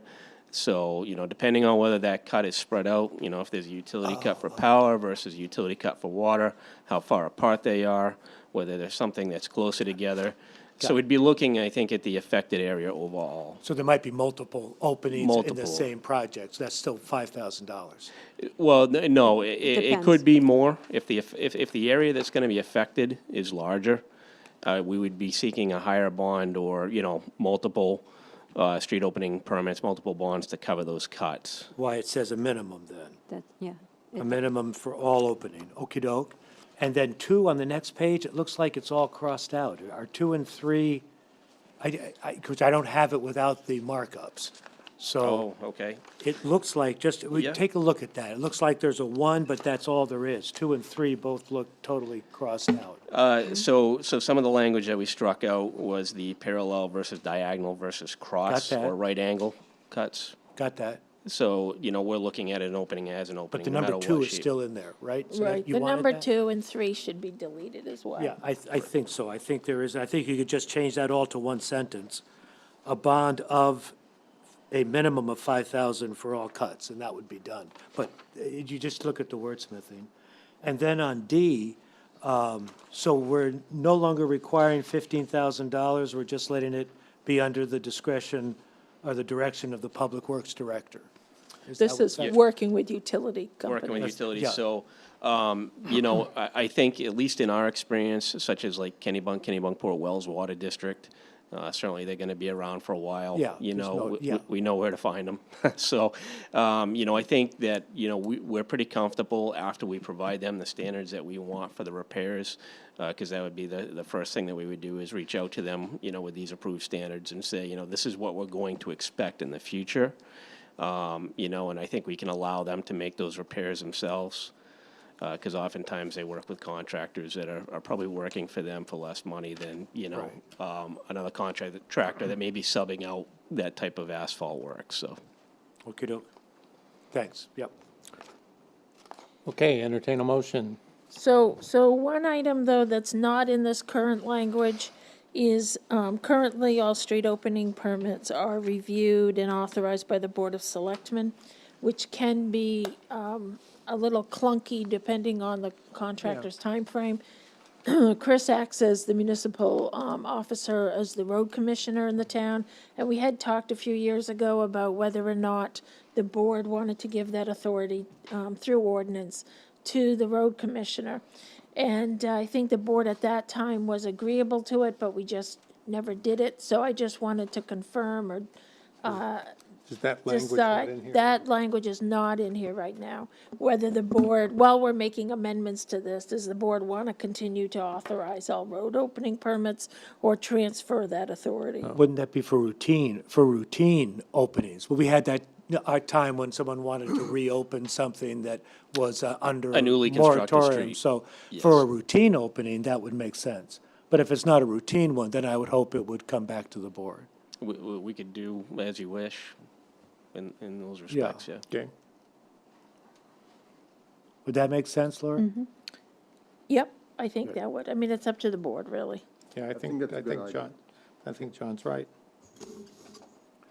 I like that idea. Yeah, yeah.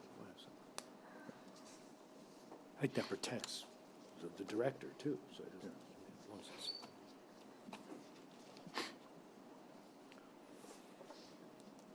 So we're all good with that then? Yep. Yes. Yep. Yep. So do you want a motion, and then as amended? Yep. So I'll accept a motion as amended, So moved? okay? Second, All those in favor? Okay. Okay. Okay, item 7. This is the Chris Simeone show tonight, so. You get to go home soon. I'll try not to punish you in August.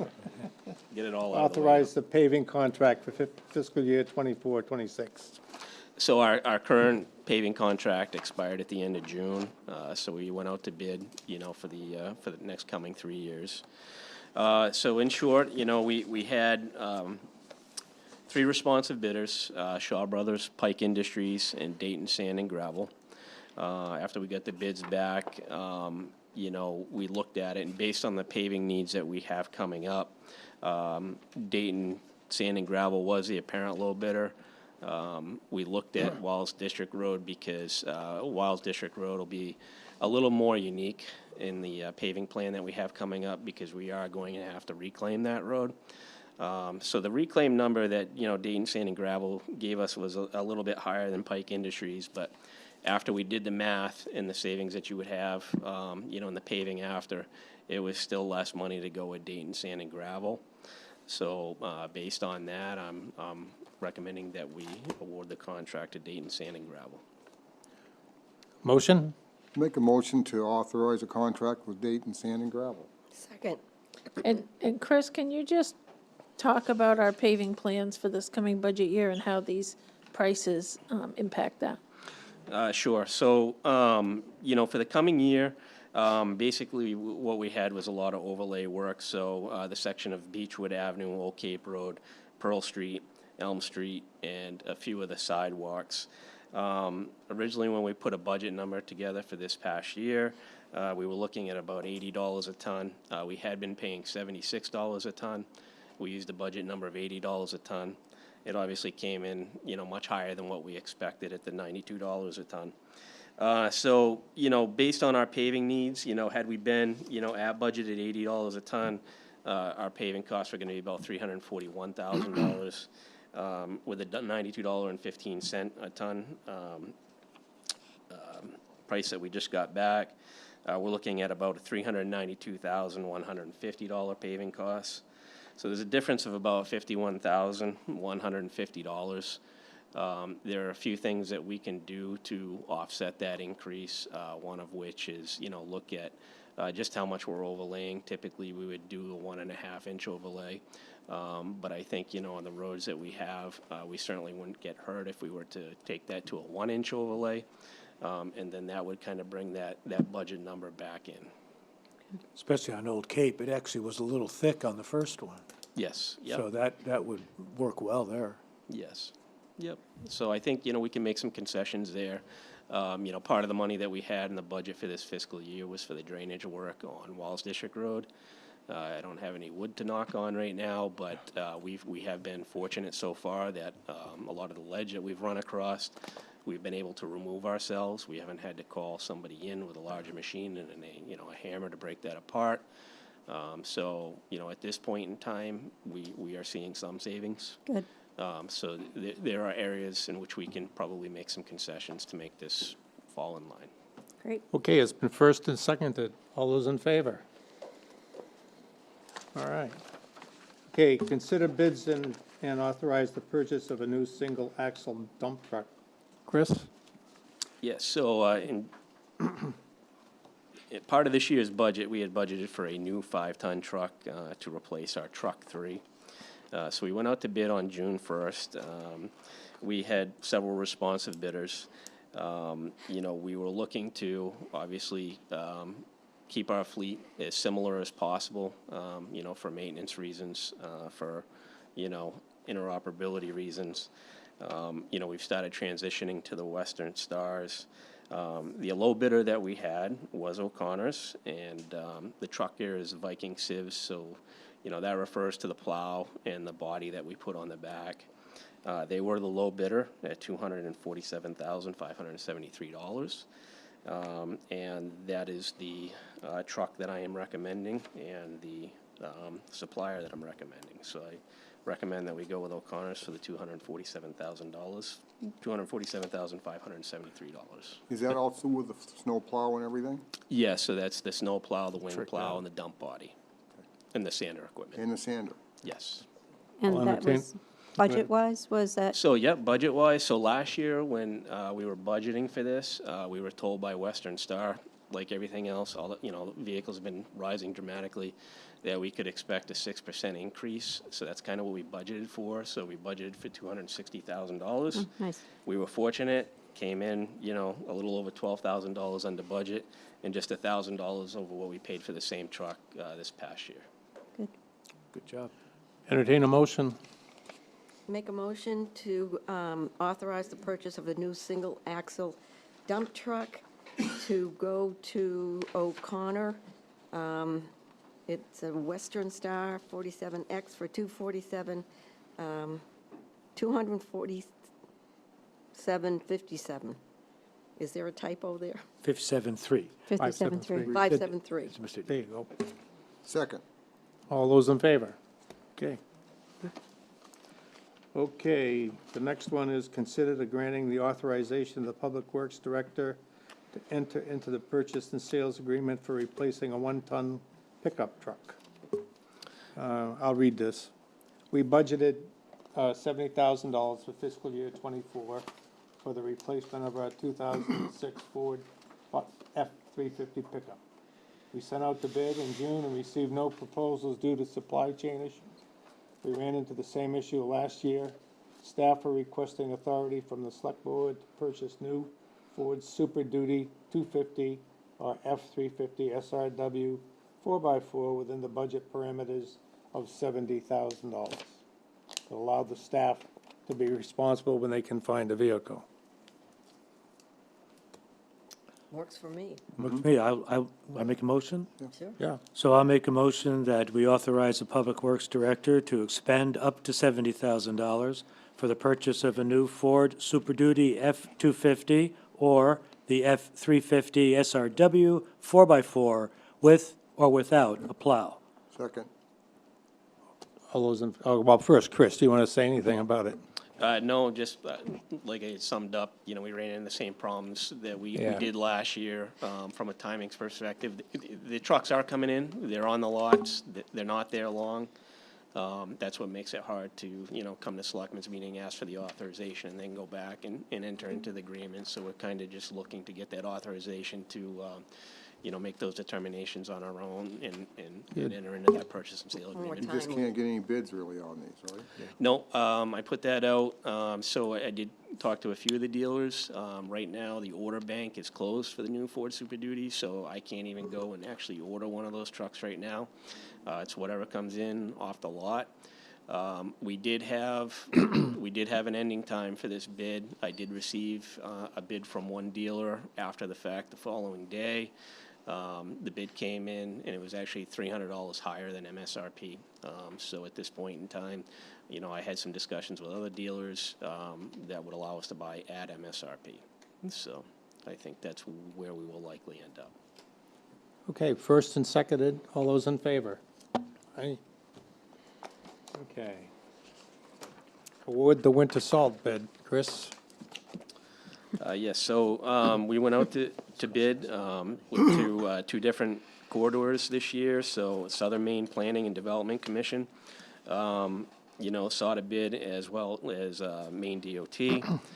So the low bidder between both avenues was Eastern Salt Company through MDOT for $76.72 a ton. So the price is down $1.28 a ton from last year's $78 a ton. So I am recommend that the town accept the low bid from Eastern Salt Company through MDOT for the $76.72 per ton I'll delivered. make a motion to approve the bid of Eastern Salt Company for $76.72 per ton delivered. This is the first thing we've seen drop. Yeah. Second. Second it cheerfully. All those in favor? Okay, Thank you. so done. Okay, next item, 11, discussion of the solid waste recycling request for proposals. I'm going to turn that over to Lori. So in your packet, you have a memo as well as our draft RFP for automated pickup for solid waste and recycling.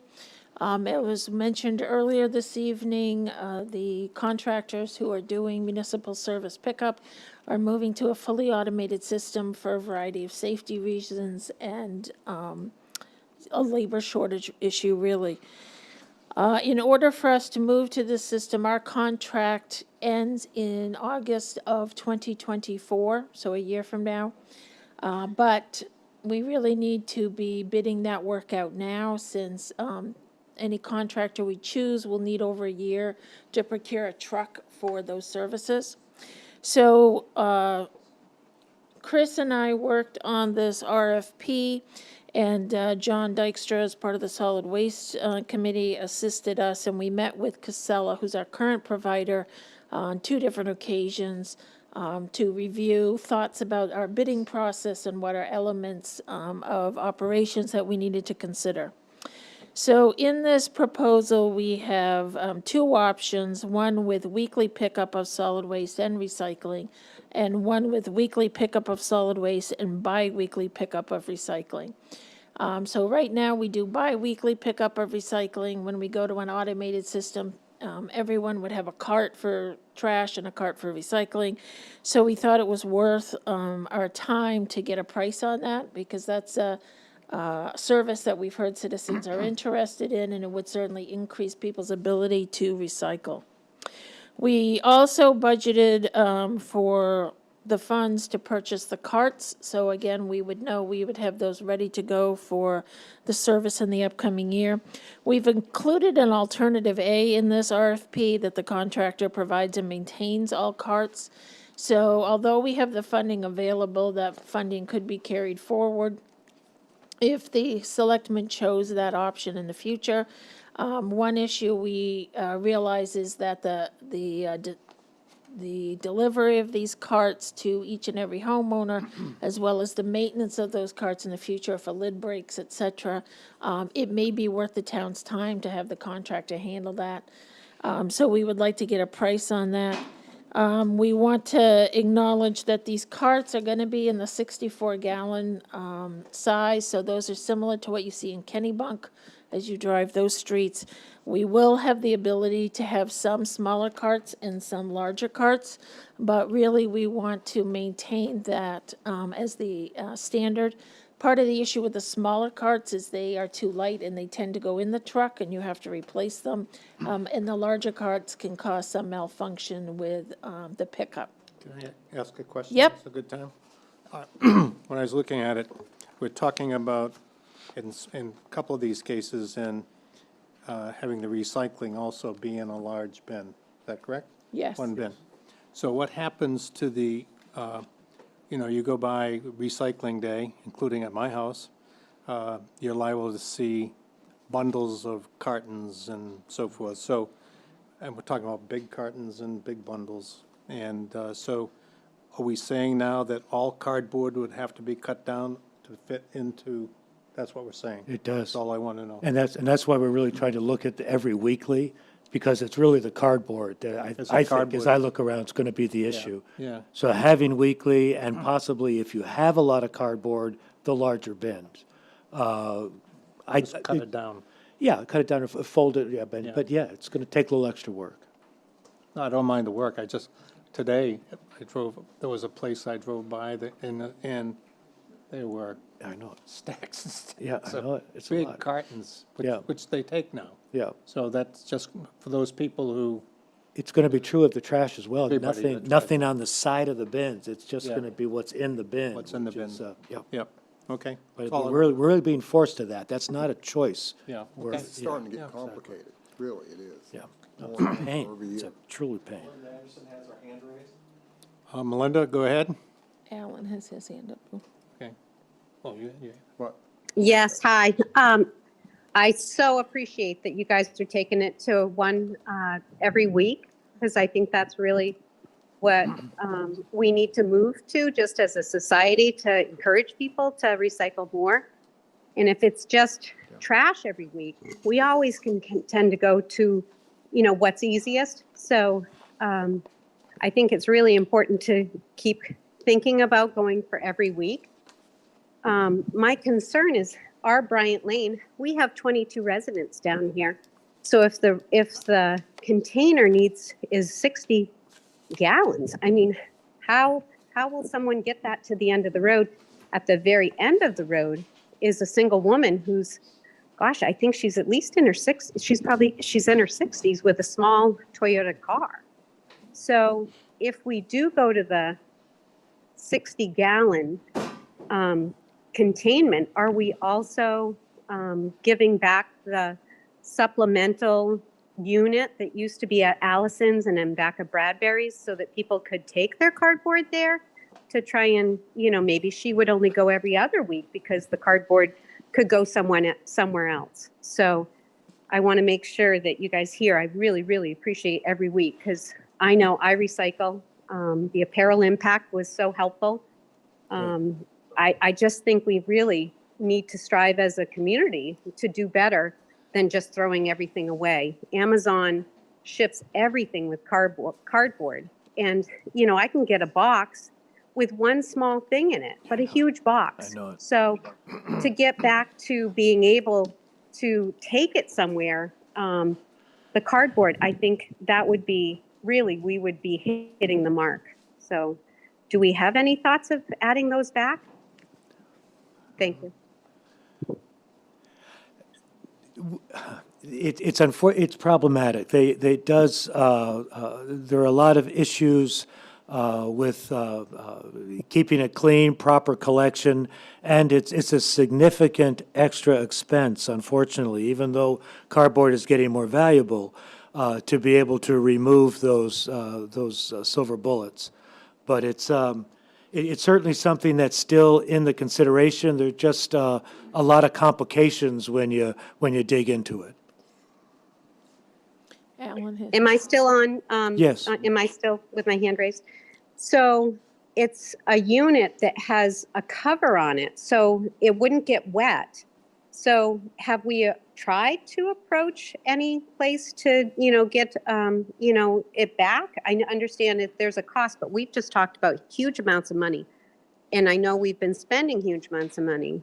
So can we, for businesses, in your comp plan, it says that you are trying to encourage businesses to recycle. If I take a truck of cardboard to Kennebunk, it's like $75 a truck. Ridiculous. So I have to take the cardboard up to my camp in Roxbury where it's free, which seems silly because I really want to do the right thing and have my efforts feel like it's making a difference. So Yeah. how do we I really do hear that? you, Melinda. I really do, and it is a tough issue, and we are still trying to find an appropriate solution. Okay, well, I hope you keep looking and really take this seriously, because Amazon has changed the world. Amen. And the post office is backed up with it, and I can see people on the sides of the road have lots of cardboard. So if we go to too big of a unit that is too hard to get down a long road, we really have to consider the people on the outskirts of town. They're all long private driveways. So small cars and SUV, I mean, if we can get to the point of making it easier and just that would make it just work. So the cost, I hear cost everywhere. So I would like to see some more efforts put to making it so that we can do what you have asked in our comp plan. Thank you. Thank you. Alan, a comment? Up here. Oh, you need to be up. You need to be up. For the folks at home. Alan Evelyn, resident on Brookside Drive. Enjoyed the convenience of having those cardboard collectors, but what I often saw was people coming across the bridge with a cart full of cardboard and coming into Dock Square and then dumping it in there, and they're not Kennebunkport businesses or people. I think there is an additional issue with businesses once we move to this with the automatic pickups. I'm just curious as to what we've thought about and how we're going to handle the businesses, not the residences, but the businesses, and what's the current thought on that? Yeah, so we're just getting to that part, Alan. That's a big part of it. That's a Yeah. big part of it. Yeah, so that was the next piece that we were gonna talk about in the memo, and I'll let Chris Okay. talk about that piece and the logistics of the automated pickup with businesses. Thank you. I'll answer that question. So when we looked at this, logistically speaking, there's a lot of issues that would have to be worked out for the businesses. So it's uncommon that municipalities actually pay for, commercial waste, pickup and waste. So what we're proposing is, we understand that we've offered that service for quite a while. So what we're proposing is that, if we have smaller businesses that can be serviced, with one container, like a residence, so one recycling and one trash container, that we will still continue to service those businesses. So one of the challenges is now with our manual pickup system is that Casella brings in a front-end dumpster that loads from the front end, so they go to all the businesses on a certain day of the week. Because keep in mind, when they're doing commercial pickup, trash is getting mixed together, and we're paying for that disposal cost. And so we can't have it mixed with other communities as they would with a regular commercial pickup. So what they've told us is that's not going to be possible in the future. And so we really would be looking to try and entertain as many businesses as we could that are currently with the one cart system like we would for residences. But that would have an impact on some businesses that use us now. You got a question? Laurie Willett, resident? Oh, yeah, pull it down. Pull it down. There you go. Okay, Laurie Willett, resident. I think it's great. Weekly recycling would be fantastic. I'm just wondering about the containers. Just thinking, would those containers effectively lock us into a contract with Casella? So what we would have is a 5-year contract is what we're proposing, with a option to renew for another 5 years. The containers are fairly usable regardless of what automated pickup that you're going with. They're very similar. So the town could purchase them outright, or we could lease them and purchase them over the 5 years. The reality is that there are very few commercial dealers at this point. Basically, it's Waste Management System or Casella, because they have purchased all the small businesses. Thank you. Anybody else? So the other pieces to this are, we are looking at a 5-year contract. We have proposed that there be a CPI increase each year with a maximum of 5%. We didn't want to lower the CPI below 5% because we didn't want them to front-load the cost in the first year. And then we have a fuel adjustment in the contract similar to our current contract. And one other amendment in this contract would be that they would, right now, we're processing our recycling through EcoMaine. Our contract with EcoMaine ends at the same time as our collection contract, and so we're offering that we would either go to EcoMaine or a processing facility of the contractor's choosing, but they need to give us a price for that processing. Right. So these are the elements of how that would change. I know, Chris, if you have anything else to add. No, other than just we needed to sort some of this out to actually put together, an RFP that we could put out, that, potential bidders would be able to bid on, with some standard to it, so. So you're planning to go out? Oh, go ahead. What if somebody needed a second trash container? Yeah, so they obviously do offer, different size containers. I would expect that we would have some smaller sizes available. I think we'd like to try to standardize everything as much as we can. In speaking with Casella, the issue with the new automated pickup is, the 64-gallon containers seem to work well. No, but I mean, if a single family wanted a second unit, would they buy it themselves? We wouldn't even offer a second unit. It'd be one trash and one recycling. So they would Well, have what to if they do- needed another one? Could they buy another one? So that the they had issue is not just buying the second unit, but it is the operational timeline that they're looking at of how many bins they have to pick up in a day. So we did talk to Casella briefly about what happens, and it's kind of a rare circumstance. And what they do is have that individual, I believe is what they said, enter into a separate contract with Casella to pick up that second bin, or they pay an additional fee for that. So we are hoping it's a rare circumstance, and many other towns and cities have gone to the system, and I think the clear majority are able to fit with that, but we recognize that there might be some rare And circumstances. the 64-gallon is a big bin. That's two of the normal size trash know. bins. So just, it's not But just like. you know in the summer how many people have company. You bet. No, you bet. No. So Been there, done that. that was my Yeah. question. Yeah, sure. So Lori, I had a couple, so at the end, it had ownership of the carts revert to the town after 5 years.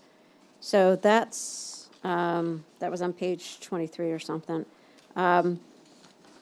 So that's if we entered into that option A, which was the lease.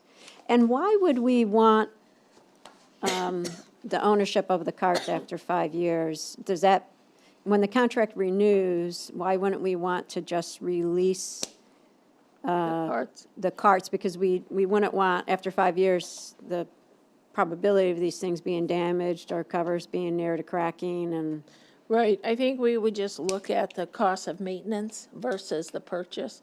So we would, most of the carts are gonna last, 10 or more years. So, we would look at what the cost would be for them to maintain them versus the lease purchase. okay. So it's just it's a means of the renegotiation of the contract after 5 years. So our standard point is we own them, and then you start negotiations from there of maybe a certain percent have to be released or something. Okay, And if we chose to go with a different vendor, we'd own the carts. yeah. So I think that also provides It that released, yeah, flexibility. yep. Yep. And then my only other point was, I understand that you want to maximize people using the 64, for the reasons that you said.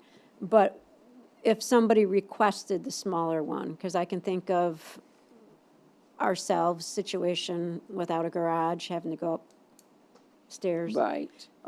And then maybe, people that aren't able to really handle the bigger Right. carts. Sure. Do we believe that anytime anybody requested a smaller one, that we'd be able to provide that? I think we would. I think we, it's like anything, educating people about what are the pros and cons. I think we recognize that for all the reasons you listed, that some people just can't do a bigger cart, and they wouldn't want to drag that, and they live by themselves. And so we would want to have some smaller carts available, and we've put it in the bid. They have told us that the smaller carts have a higher replacement ratio, and so we just need to be cognizant of that. Right. And folks would need to understand, we can only pick up one cart, so if it's a Right, small so, cart, that's yeah, all that gets so picked to up. Sheila's point, you know, unless you have some issue with transporting it or physically moving it, you're gonna want to go to the 64 or even the 90. If you can handle it. Yeah, okay, So, are you yep, finished? thanks. So if somebody, say, in year 3, has a problem with their trash can, Yeah, we do would, they purchase another one, or do? we would does just the town replace it. We would just replace replace it. it? I mean, if, you know, if this is the third time they have a problem, we might have a conversation. We might worry about it. Yeah. So are you looking for us to make a recommendation? So for you we're to looking consider? for, see if you guys have any feedback, or if you're good with these pieces of it before we go out to bid. So I you're just looking to had- go out to bid with the options? Is that what you're saying? Yeah. Yeah, Wait a minute, Alan has a question. Oh, go ahead, Alan, sorry. no, this Alan. This Alan. This Alan. I'm saying, yeah, she kept saying Alan, I said, okay. That's, oh, oh. Okay, if Okay, you Al. say so. Is there a provision planned so that the bins are tied to a residence?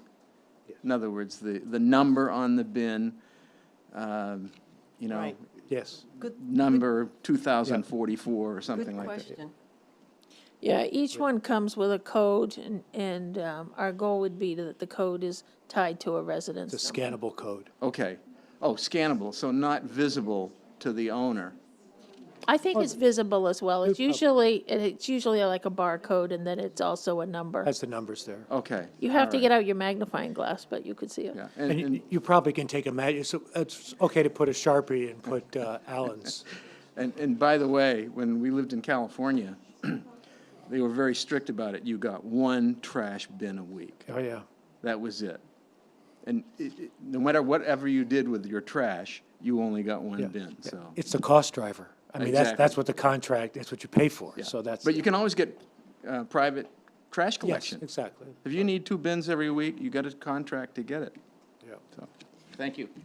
So I got a quick question. On page 15, the time frame has 2023. Is that is that right? Or is it, I thought it was 24. Yeah, I might have put the wrong date in Good there. catch. It's on the projected timeline, Yep. Yeah. because I did catch one of those. Yep. So bid award would be September, what page are you on? Page 15. 15. Because I'm on the wrong page. Deep right Page time frame. 15. Yeah, see down, Yes, I didn't catch that one. September, bid award with this carts deliver September 1, 2024. Okay, So thank you. all of those would just increment a year, huh? And some of those are this year because that's the bid, but the last two Oh, should be bingo. 2024. Bingo. Thanks. Yeah, it's even worse. so you're looking for a recommendation to go out for bid for all of the options? Okay? It's okay with me. So moved. So move, second? I'll second. All right, all those in favor? Okay, go for it. This will be fun. Thank you, Chris. Thank you for your Thank you, presentation. Chris. Okay, Goose Rocks Beach Water Quality Presentations. Sure, put me up when people have been here 10 minutes beyond the normal end time. So, we'll try to keep this, moving along. I think Dave's going to put up the presentation for us, and I'd like to just take a minute to give you an update on what we have done in working with the Woodward and Kern folks I'm giving my presentation. Let's just go into it, right? So let's hop in. First slide, background. And this is something I know you folks have heard before. We have been collecting water quality samples at Goose Rocks for over 20 years, or coming up on 20 years. And in that time, at the mouths of the river, both the Little River and the Batson's Brook area, we over 27% of the time we have been over the threshold of 104. And I mentioned 104, you may have seen there's been some national coverage that says that the rivers have been over 50% of the time over threshold. And that's a little bit of confusion factor. Some of the reports that you've seen come out in the past couple weeks are using a number lower than 104 for the threshold. They're using the number close to 68. And this is a debate within EPA of what that number ought to be. But be careful when you see things in the press that will talk about a given beach and how many times it's over the threshold. There are different numbers being used. But for the number that Maine Healthy Beaches is using, which is the flag bacteria, the enterococci, is a measure of 104 colony-forming units per 100 milliliters of sample. So on that basis, 27% of the time, we have been over the EPA threshold at the Little River and at the Batson. That drops to 10% of the time when you look along the beach area itself. When you look on the slide here, we're sampling those two center samples are on the east and west arc of the beach. The far upper right and the far lower left are the two river mouths at the Little and the Batsons, respectively. So those have been persistently high. Next slide, please. And because of these exceedances, last year the EPA has placed Goose Rocks Beach in the impaired category because of the number of times that we have exceeded the threshold. And as we have looked at this, the town recognizes that we're pretty good at putting out data. We're going to get better, actually, but we haven't done a good job of communicating to folks what those numbers actually mean in terms of health risk. So recognizing that, the next slide, please. The town entered into a contract in March of this year with Wood & Kern with the goal of having them help us with their expertise to understand what the potential sources of the flag bacteria are, those bacteria that are being used to measure water quality by Maine Healthy Beaches.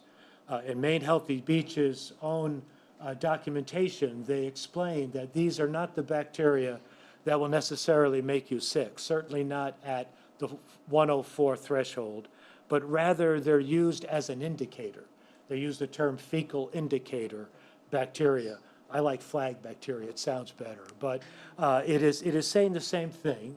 These are bacteria thresholds that tell you there might be a presence of other types of bacteria, mainly human-sourced, are the ones that are of the greatest concern, those which would come from human sewage. So we wanted to understand what the source of potential flag bacteria would be, other than the association with human, to place into context what these flag bacteria mean in terms of human health risk, and to develop a more effective communication policy when such bacteria are found. So those were the goals. Next slide, please. Wood & Kern came back with their recommendations, and the main recommendation was that a study looking for the presence of human bacteria in both the Batson and the Little River would be one of the best things we could do to be able to inform the public on potential health risks. These are the critical pathogens that associate with the E. coli and other types of bacteria that are known at relatively low concentrations to be a health hazard. And those low concentrations are what are triggered by that 104. If that 104 on the flag bacteria is reached or surpassed, then if the human is present, those levels would be of risk to the populace. So what we have, so that's the flag part. And then Looking at the presence of the flag bacteria, we have a rather unique situation at Goose Rocks, where we are bounded on both sides by large salt marshes. And the Batson and the Little River are draining these small salt marsh areas. And what our 20 years of data have shown us is that the flag bacteria, the enterococci, have a tendency to multiply within those salt marshes. And we can see this effect when we correlate the concentration of bacteria with the king tides, with the large tidal ranges, where these higher tides are reaching out over the marshes, collecting what has been growing there for a while, and then washing them out. We see a very large spike in the enterococci, and that's on very dry periods. It doesn't have to be a heavy rain. And John, just to clarify, that what it's pulling out of the marshes, according to our past DNA work, is a lot of birds and mammals. Correct, and that it's, and very low in the human from what the work we have done. And that work, the issue with our past DNA work is that it took several months to get our results back. So we're basically looking in our rearview mirror. We're saying, okay, how did that correlate with what the water quality was? One of the major contributions that Woodard and Kern gave us was to point us to a lab that would allow us to have 3-day turnaround on our human samples. So as I'll mention in a minute, and that's what the third bullet you see here, is that Woodard is suggesting that the town move to a sampling program where every 2 weeks we are sampling the river water and getting a 3-day turnaround to look for the potential of human bacteria. When we find that, if we find that, then we can more effectively search up the river to try to find those sources and mitigate those human sources. Because those are the things we can do. Human source, if it's coming from sewage, if it's coming from septic tank or infrastructure, those are things we can seek out and fix. So that's one of the pieces we're working on. The next slide, just to talk about the education program. We're looking at establishing a Facebook and Instagram sites to be able to distribute the values that we find both for the flag and for the human, as well as we have worked on creating a page on our website where folks will be able to go very quickly and find what the current readings are, as well as the past readings over the course of the year. So the next slide, please. So this, in a nutshell, is what we're proposing and how we'll be handling the water quality sample for 2023. Recognizing that the rivers are the main source for bacteria that's entering onto the beach, and that with heavy rains, you're washing down a lot of other dog and other types of pathogens along with any potential human. We have decided to permanently post the Little River and the Batson River as a warning for the possibility of high concentration of bacteria in those waters. These will continue to be sampled by our program. We'll sample for flag bacteria every week.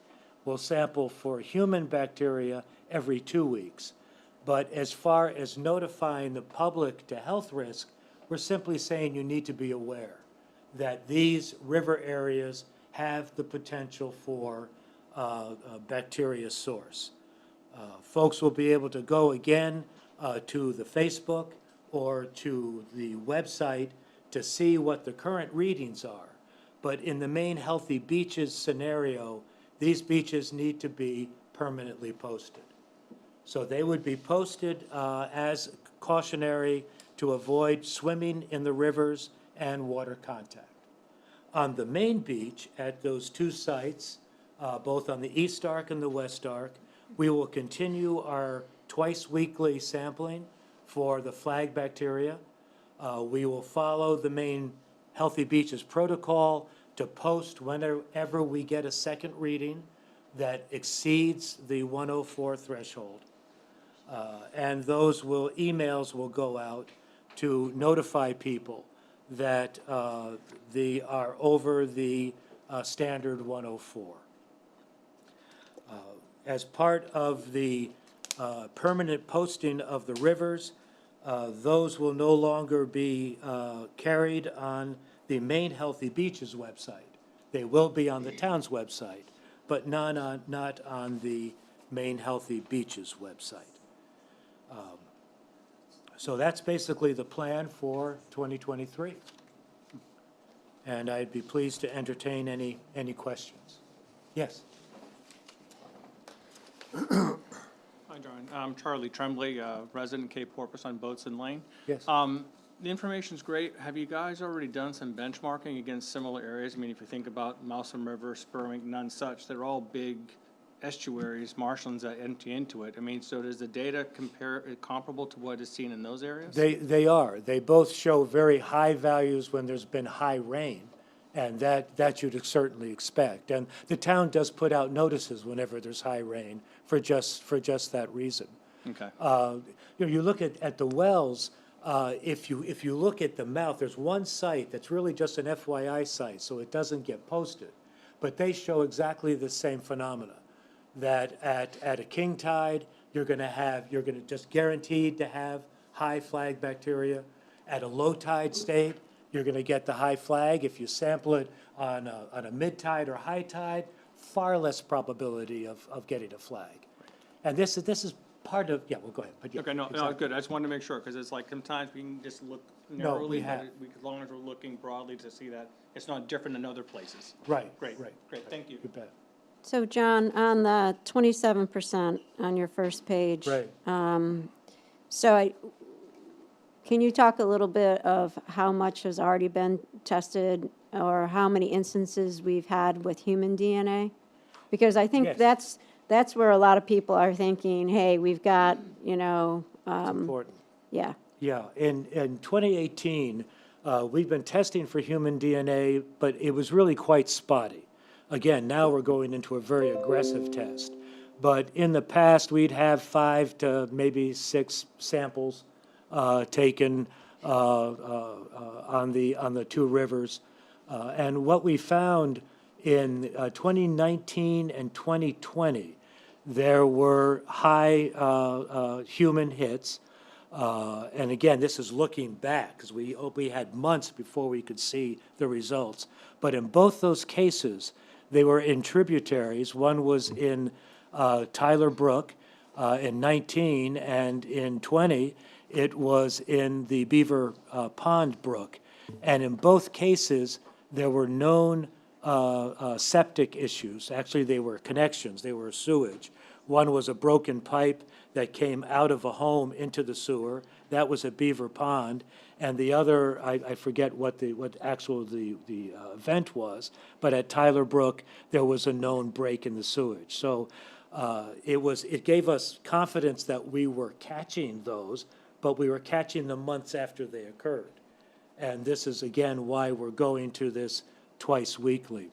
In 21 and, I guess in 20 and 21, we had 0 human hits on both of the rivers.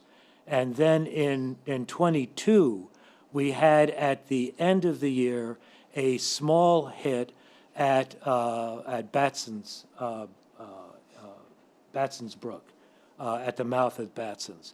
So our record has been good in terms of correlating the large hits with known problems. And there were some questions about the university testing, and they changed techniques in 22. So that's kind of where we are in the history. Yeah. Yes, Steve. Yeah, it's a great presentation. I'm Steve Hanna from Crescent Avenue. And first, a little background on my experiences on two ends of this. One is on the local scale, volunteering to do the water sampling. And my wife Linda's been doing it since it started. Number of years. By Judy Barrett. My wife too. And I started a year after her, and now Allison has been handling the program and overseeing it for a while. You know, so we've been in there and doing analysis of the data and sending it around to people also. And then the other end of my experience is I'm a professor at Harvard School of Public Health, so I deal with pollution and public risk issues all the time. And I've been involved in designing sampling systems and so on. So the two major points I wanted to make here was one regarding the stopping of the reporting of the sampling and reporting at the Gooserex Beach 1 and 5 sites, which the way I see it now, it's not, and there is a 20-year record, it's in the state data set from those two sites. And as you know from working at NOAA, and I worked at NOAA also, it's very important to have a long data set. And so we have had this great data set from the Little River and Batson River for 20 years. And now it sounds like it's not going to be put into the state data archive, which I encourage that there should still be the same amount of sampling done at 1 and 5 of the old type flag bacteria, just like you're doing the same frequency at sites 2 and 4 at the main beach. Just continue to do it the way we've been doing it, report it to the state. You know, instead, it appears what you're doing is you're going to put the notices up about it's unsafe. You will no longer report it to the state, so it will not go into this large database that is accessible to anyone in the public. You know, like a graduate student in California can access the state database, but they're going to have I don't know if I guess you could eventually get it out of the town if you worked hard enough, but it's not going to be accessible on the public database, which is a step backwards in the way things are going in the world now, that we have all these crowdsourced data, and there's a big data, so there's this movement to have more and more data available. And what we're doing is we're taking the 20 years of Site 1 and 5, not continuing it and not going into the database, not taking the data, and it'll only be put on the local site. And the second point I wanted to make was that, as you know, we've been in the news, and the past couple nights, Channel 13 has had some things that last night's was a little better because they interviewed Megan Sims, who's with the state, rather than somebody else. So she sort of gave a better view of it. But, you know, nobody wants bad publicity. And as they've been saying on the articles and was mentioned earlier, there are observations up and down the coast of Gunquit wells as high as ours. Sure. And they're With the not, rain. they're not talking about, as far as I know, closing down.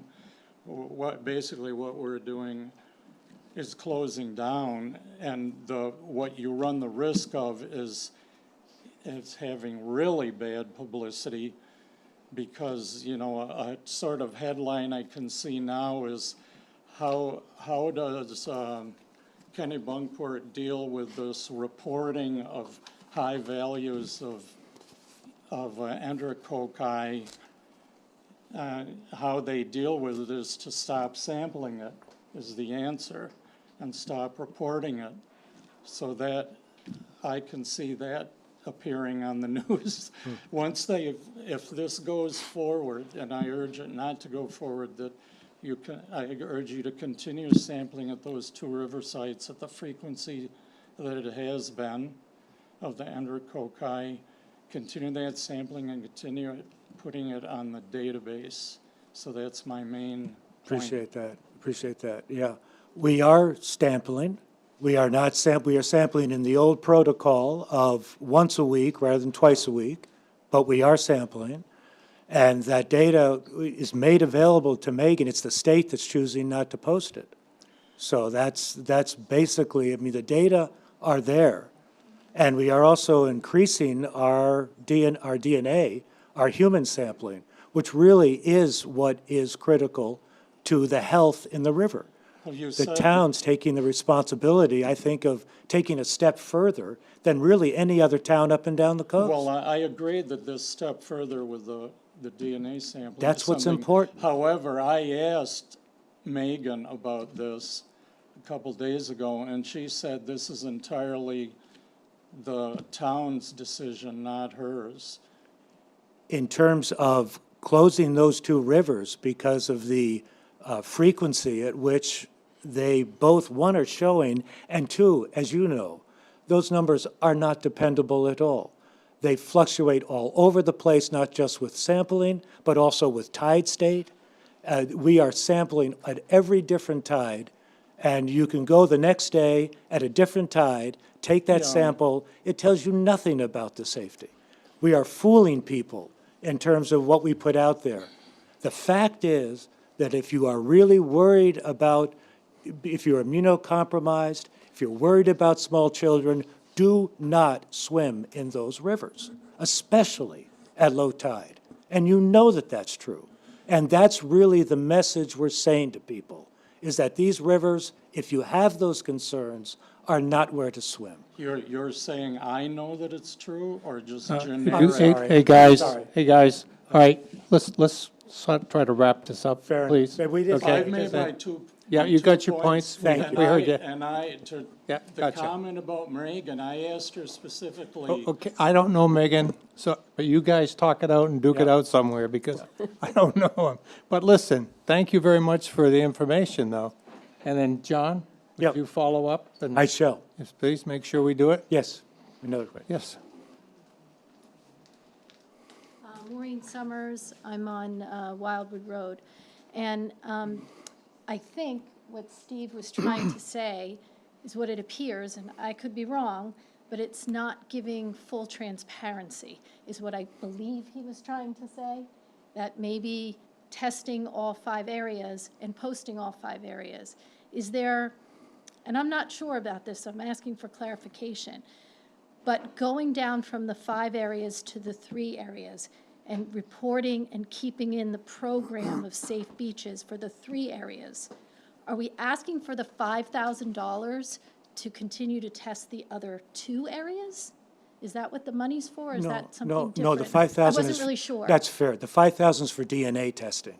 That's because we're testing twice a week, every 2 weeks, and sending it to the lab for a 3-day turnaround, so that we have it in a short enough time period to be able to make actionable warnings.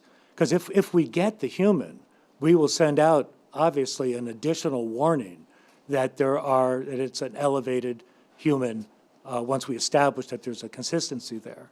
Okay. And so that will still be posted, but it's not part of the Absolutely. main safe beaches? Yeah, the problem with the main safe beaches is that they don't want us posting for the rivers. I mean, if we post them saying, guys, this is really not a safe place to swim, if you have concerns. I mean, I've been swimming in the rivers my whole life. And, but this 104 is kind of that level that EPA says, you got to post. So if you're going to be in this, you got to post that. Or you have to permanently post. So let's just, John can get very deep in the science. Yeah. And so That's okay. just, I get that. just to clarify, there are 4 sites where we have been testing. 1 in the little, 2 on the main beach, and 1 on the Batson, so 4. 2 on the main beach, 1 in each river, 4. And so The reason why we test is for under the Maine Healthy Beach umbrella is because when we hit that flag bacteria amount, we're supposed to give an advisory. And what we're saying is the number of advisories we're giving in the rivers is enough to justify we should just have an advisory up. So we feel like we're being safer than we were before, where it was up and down, and again, it depended on the day we tested and when you have your tide cycle and the rain. And so we could have had no advisory and it could have been above 104. But because of those criteria, the things didn't align. So what we're saying is we're going to test in the rivers in order for our own knowledge to help check along with the DNA, but that we're telling people those are always on advisory. And so we're trying to step it up a notch in terms of safety and let people know they should not swim in those rivers. We never encourage that, but to swim on the main beach. And to get back to one of the parts that you talked about with some septic systems, is there anything in place currently that people that have septic systems, because I know some people have them out on like back lots and possibly even over in Biddeford, in any coordination with possibly working with other towns to see what they have in place, but requiring a septic system check or evaluation. Wouldn't it be wonderful? So many years, whatever it is. Wouldn't But it I be mean, some wonderful? of them may be 40 to 50 years old. Oh, absolutely. And no one's checked them. And no one's just to pumped make- them. That's the issue, and that's the problem. I Right, agree. and some of them, I mean, years ago, they actually pumped into the river, into the street, Right. all those things. I'm just going to call upon Werner, who's our septic expert, Yeah. to Perfect. answer that. Yeah. Okay, thank you It is so a much. real issue. Totally No, agree. that's why I was thinking if they could put something in place, that people have to get it checked. Yes. Werner was yes. falling asleep back there, so. Good evening. Good evening, Warner. So, what do we want to know about septic? So in terms of, we don't have an ordinance that requires septics be pumped out. I'm not familiar, or to be checked on a regular basis. But, when we see issues, can you just talk about some of the tracking we do and what kind of inspections you do when we see there's a problem? Sure. So, so it's important for folks to understand, there's numerous components that go into what is a septic system. And so most folks, generally understand there's a tank and then there's a field. And so whenever you have a system that goes into what they call a failure, failure really is, exactly what you think of, in the sense that, you see the ground, you've got an odor to it, there's water that's coming to the surface, things like that. That's the state, defined, term of a failure. And that's what you would, whenever we talk about potential pollution sources coming from septic, that's what we tend to think of, and that's what we would expect to find. The tank component piece, so when people talk about, pump out, having pump out ordinance requirements and things of that nature, keep in mind that really all that is doing is that's just requiring somebody to pump the tank. And so that's an important piece of it. But at the end of the day, it doesn't, if there is a field that is marginal or a system that's marginal, it doesn't actually get you to the issue, It potentially gives you a false sense of security in that, oh, this system has been pumped. Well, that doesn't speak to the health of the field. That just speaks to the fact that you've pumped the tank out. So, what we have done in the past, so we've worked on. We recently worked on a database of identifying properties that have, that are on septic for the Kennebunk River watershed. They're doing some work over on that side. And so, by having that, we're really able to then see roughly where the fields are located and if we think there's problems, it helps us to better identify potential, pollution sources. We're starting the process of putting that same thing together in and around Goose Rocks. Same idea that, we know we have properties that are on septic.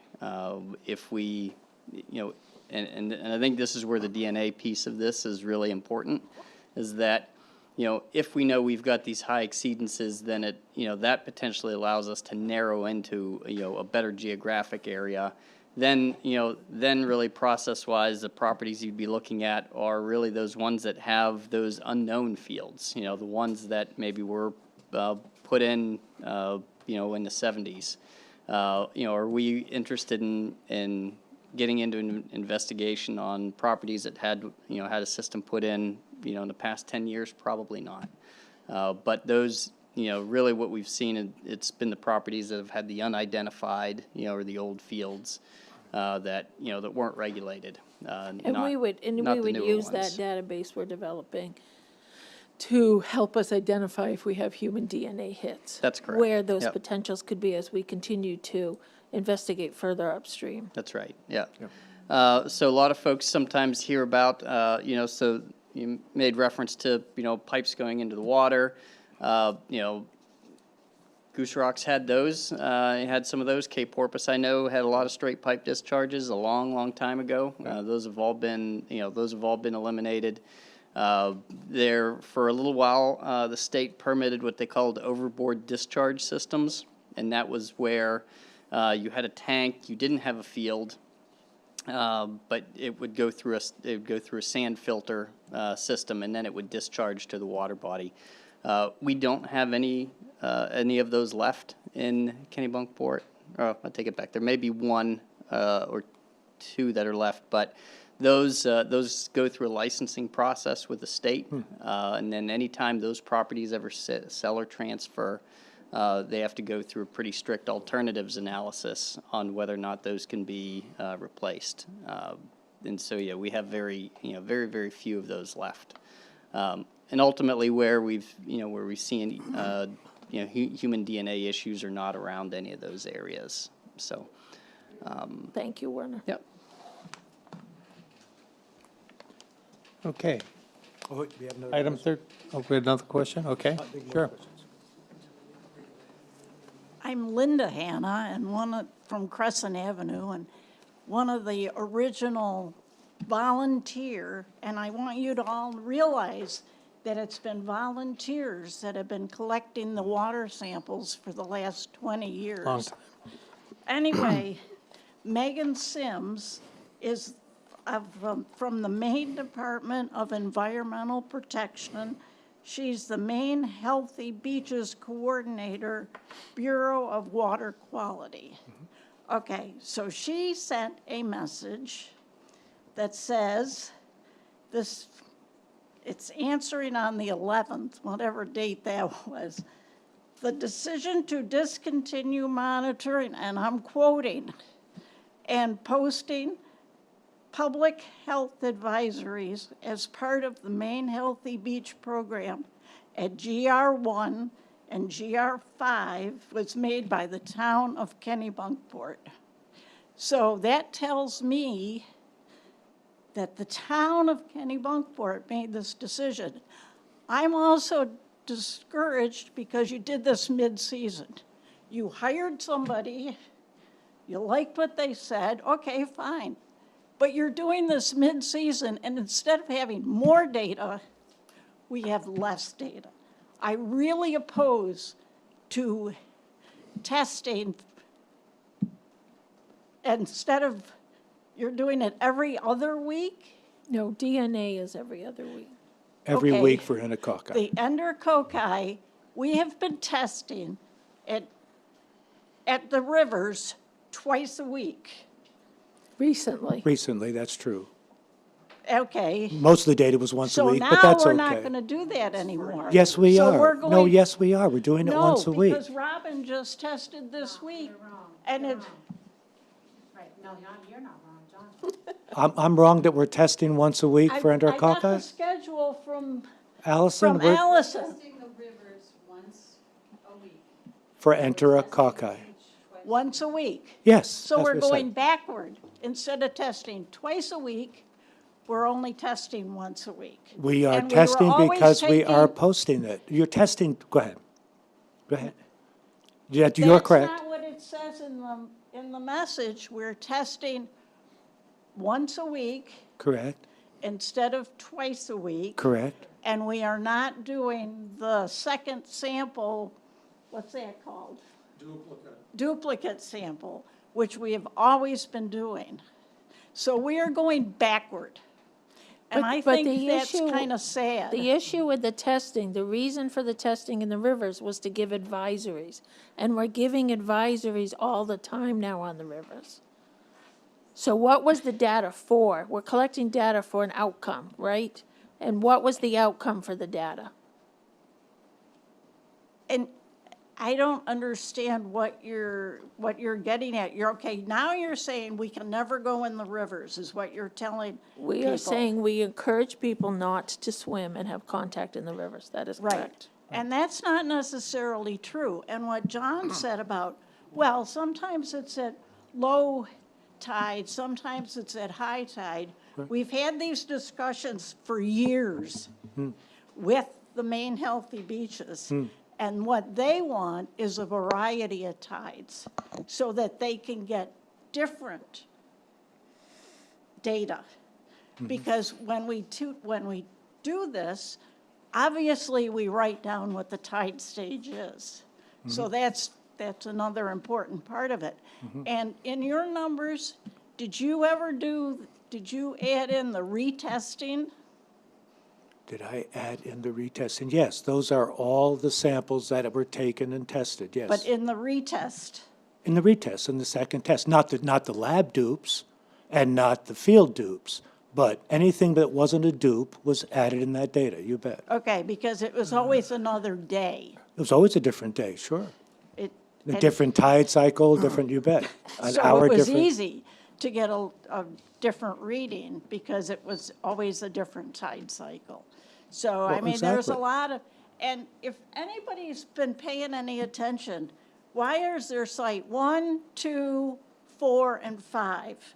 There used to be a 3. Right at Dyke Road, yes, it did. And Judy Barrett, back when she was our town nurse before Allison, she was the one that talked to Megan Sims because they figured probably 3 on the main part of the beach wasn't necessary. Well, maybe it is necessary again if we're not going to do Why? the rivers. Give more food for thought. Thank you. Yes. Right. I don't know, I guess. And your it's- name, please? Oh, Oh, Jane Evelyn, Brookside Drive. It seems like we need to know of what health issues people are having. Are people Right. actually reporting getting sick at the beaches near the rivers? Allison, can you address that? Is our town nurse. Hi, I'm Allison Kenaway, town nurse. No one has reported issues to me personally, but I believe if there's any reporting, it usually goes to Maine Healthy Beaches. And what I have heard from Megan Sims is some kind of, sometimes ear infections, skin rashes. If you drink enough of the water, you might get some GI distress or diarrhea, but not too many people drink the ocean water. That would be more in lake water if you were in a higher bacteria in lake water. But nothing's been reported to me. Did she give any frequency, any idea on what Megan said? Those couldn't be the effects, but how Right. often has she? I honestly don't know the That's answer fair. to Yeah, that question. Yep. Thanks. We will be meeting again at Goose Rocks Beach on Monday night with this same presentation, so do please come again if we don't have enough time here. I just don't see the need, we're out there anyway. I started this year volunteering, we Yeah. tested the other day, they only had us do 2. So I don't see we're out there anyway, so what does it matter? If the town has, they're gonna put a sign up anyway, why don't we just want the data? I mean, it seems like the more data, the better, and more tides and more circumstances, Yeah, yeah. So we have drastically. Well, it's a cost factor. I mean, the Maine Healthy Beaches folks are paying for the enterococci analyses. But they didn't ask We are to paying stop. for the DNA analyses. Right. So Megan is willing to support once a week, and what she calls it a FYI site, at GR1 and GR5. It's a cost thing. I guess we could look at town budget and pay for it twice. We'd have to set up a contract. So It's you're just a matter saying of cost. Megan wants to stop because of finances? No. I'm So- saying, yeah. So are they paying or are we paying for Maine Healthy Beaches? Who pays for the tests? Us For or- the enterococci, it's being paid out of Megan's budget with Right. Maine Healthy Beaches. So she wants to cut For her the budget? DNA. No. She doesn't want to test twice a week for a dormant site. That's her policy. But our point is, data is good, but if the data is in order to give an advisory, and we're giving an advisory, Yeah. you know, does it make sense to continue to do that? And what's what Megan is saying. And that's what You know, Megan is she's saying. trying to provide support for all the beaches and coasts along the Right. state. Well, Okay, we need to wrap just this up. one more thing. so- According to being ill, I have personally gotten ill. My dog has gotten ill. I got pink eye. I think that what happens on vacation, and I didn't report it to the nurse. I didn't even know you could report to the nurse. But if you're on vacation eating fried clams and getting sunburned, going to the beach, and then you get a little diarrhea, you're not probably going to think to talk to the town. I mean, who goes to a town nurse on vacation? I've never even heard of that. So to say that no one's reporting illness, I know lots of people have gotten sick. I know dogs have gotten sick. So I do believe people have gotten sick from this. So that should be understood, that it's not, would you go to a town nurse if you got diarrhea on vacation? That's what I mean. Like, I don't think it would be reported generally. Well, have you written down the people who have told you they've been sick so that we can Yeah. get the data? Yeah. And you should submit it to the town nurse. Okay, I will do that. Yeah, sure. But I just think it's not something a normal person would do. Okay, we're going to move on. So the next one is item 13, Goose Rock Beach Advisory Committee recommendation to expend $5,000. We've already talked about this, so it's $5,000 to, well, water quality testing at Goose Rock Beach.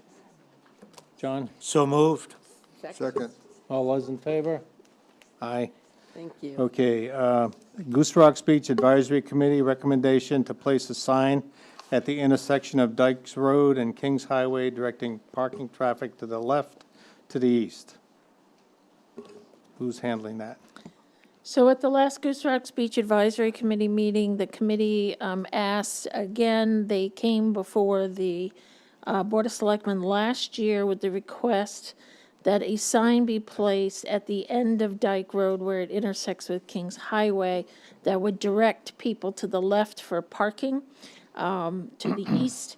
The thought process was that there are only 4 parking spots on the west end, and so it creates a lot of unnecessary traffic going down the west end of Kings Highway, and they thought it would be more efficient to direct people to the left. And it's also a safety issue, because what folks will do who are not aware that there are only 4 spots at the west end is, they're frustrated. They probably maybe they didn't find anything on the east end.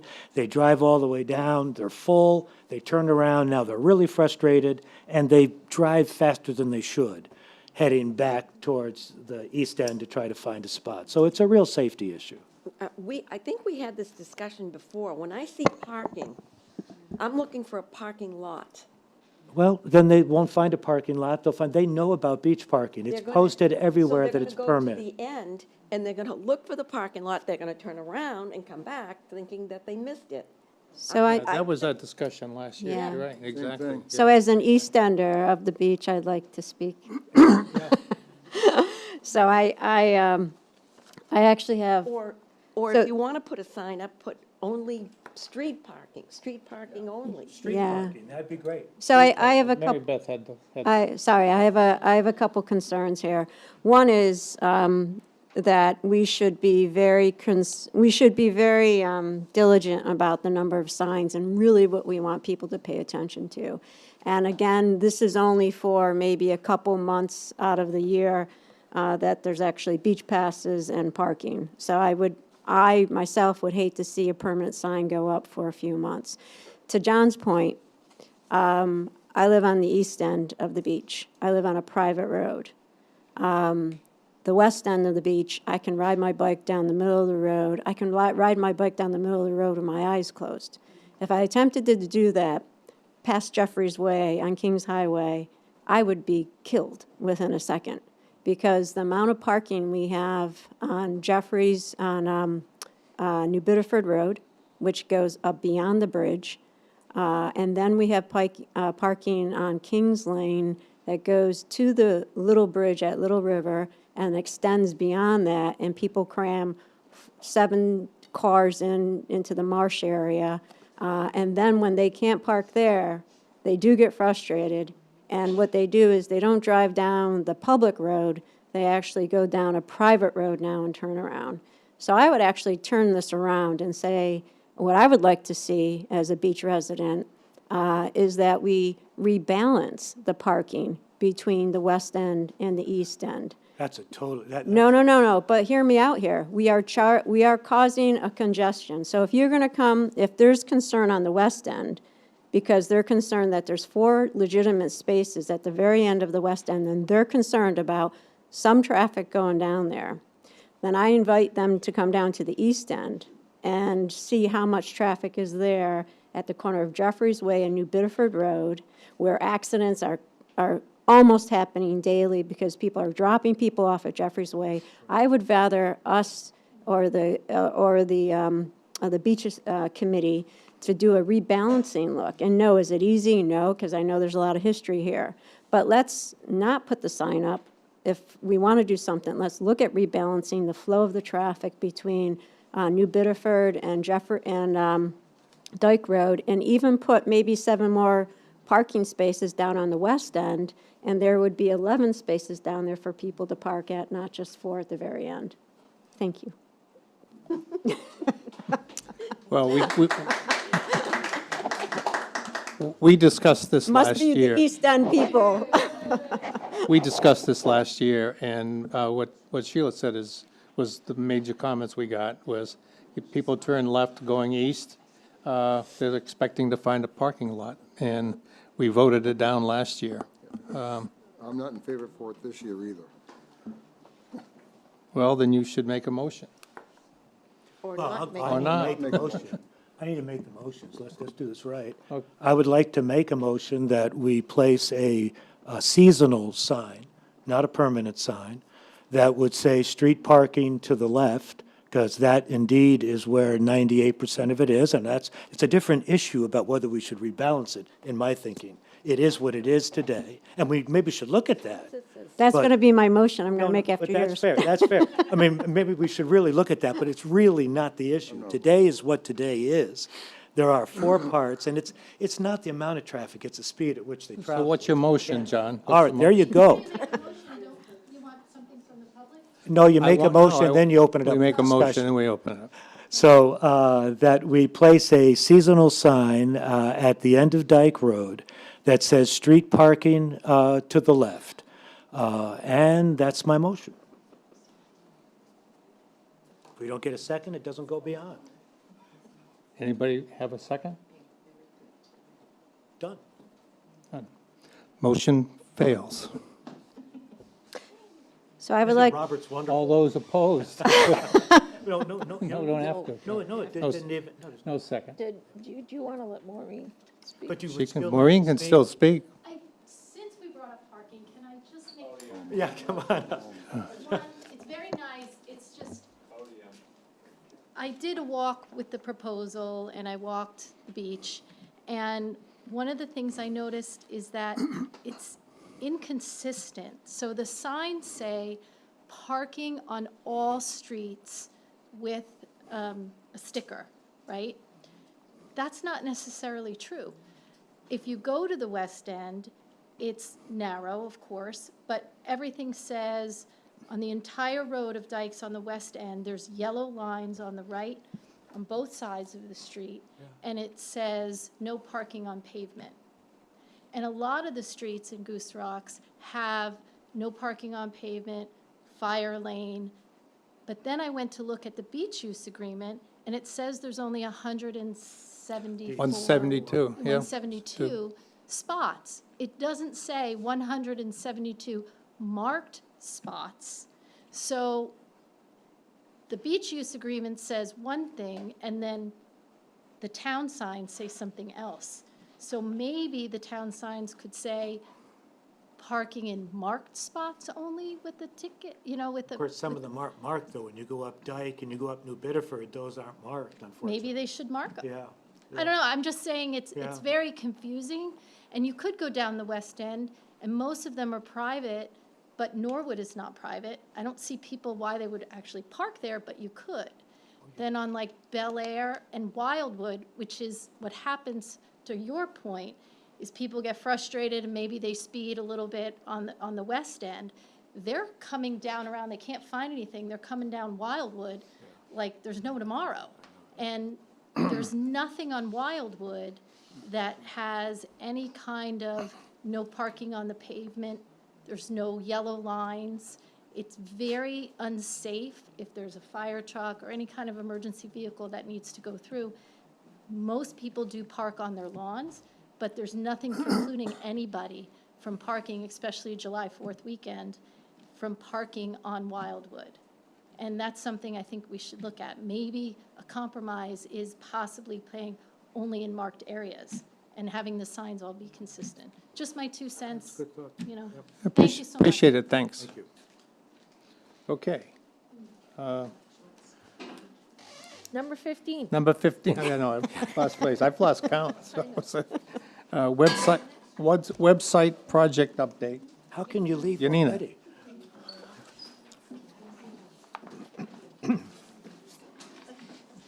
Hello, everyone. Yanina Nicholas, Director of Support Services. I have about a 2-hour presentation for you guys tonight. Good for you. Just kidding. I'm gonna do it as See you short as later. possible, just for the sake of time. It's nothing like giving a presentation at 9 p.m., so yay. Yeah. Do what you gotta do, don't worry about us. Okay, I just want to give you an update on the website process. So as you might remember, during the capital budget presentation, we asked for some budget for updating our website. So our current website was established in 2014, which is almost 10 years, and in any IT world, it's a long time for a website. Average time spent for a website that doesn't get any updates is 5 years.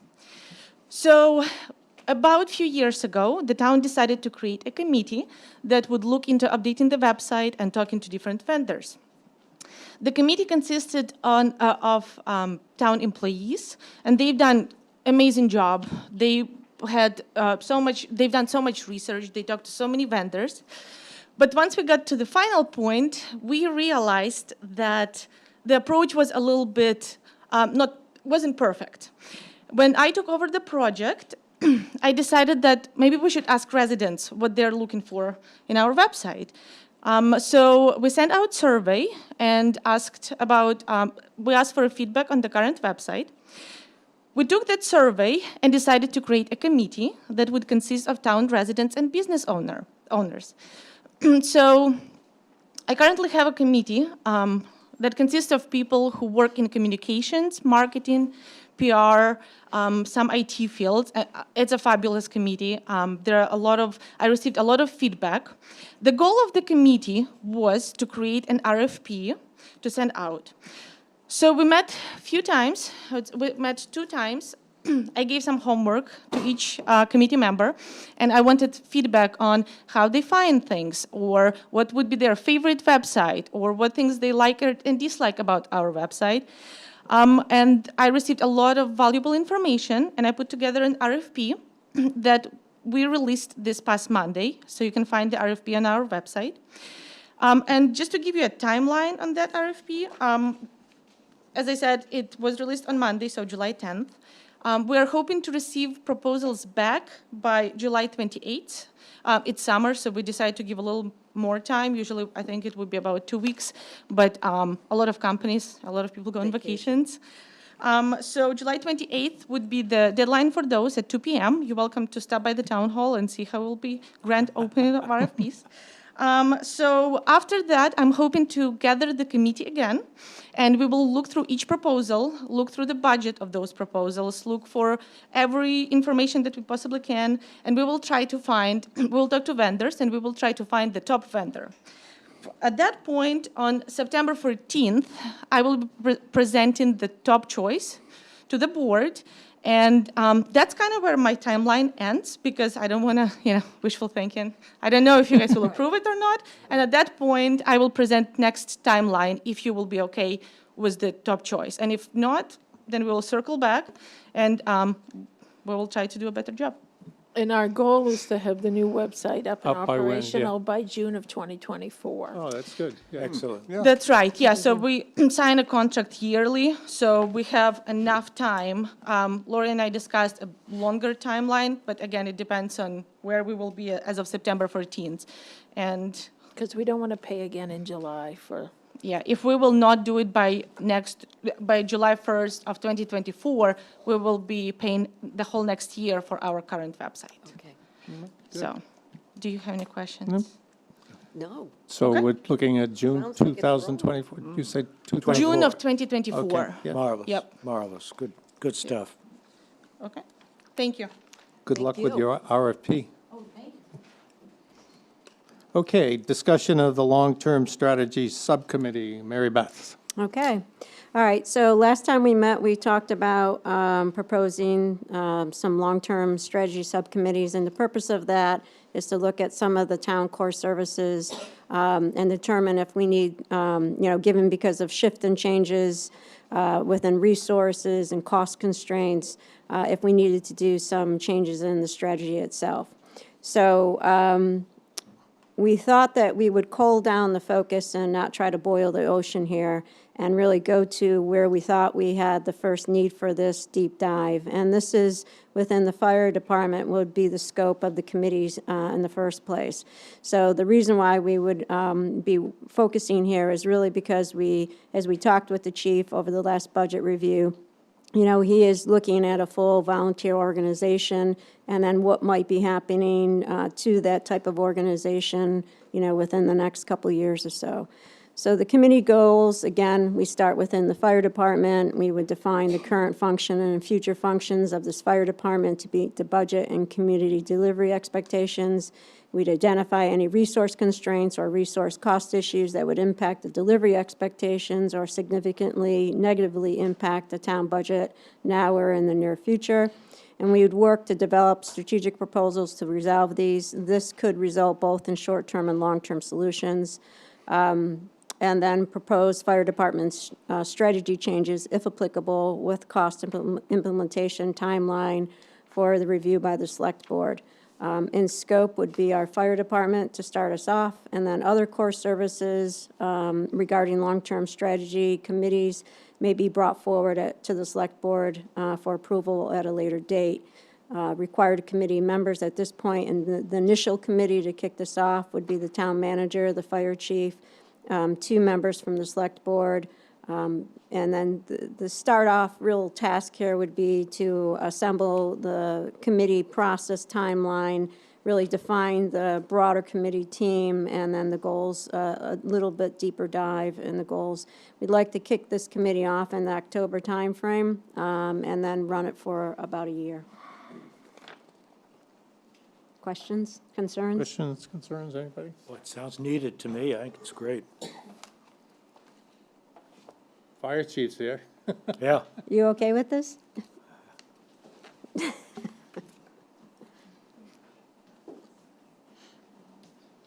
evening. Hi, Jay. AJ. Just kidding, but let me pick my words carefully.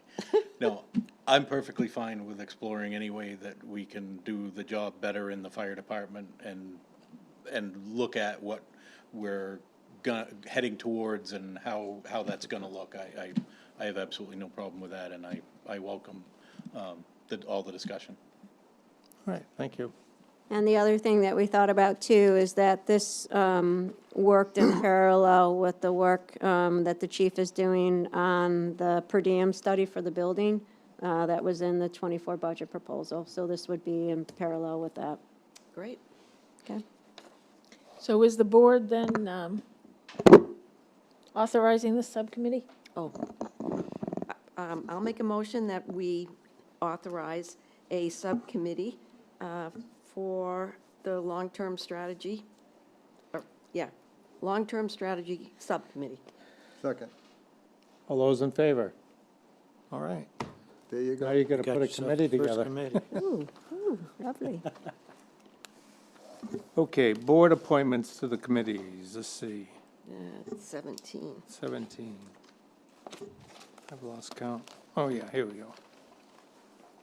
So, we have the Cape Porpoise Peer Committee, and Ed Hutchins is no longer here. So, is there somebody who wants to step forward for that? Is that you, John? Well, I would that, although Or there's a does- lot on the plate, so it could depend if I Alan? can drop something. I would do that. I don't have a problem with that at all, but I would not like to do the Growth Planning Committee. I've done that for a while, and I've been kind of lax on that, actually.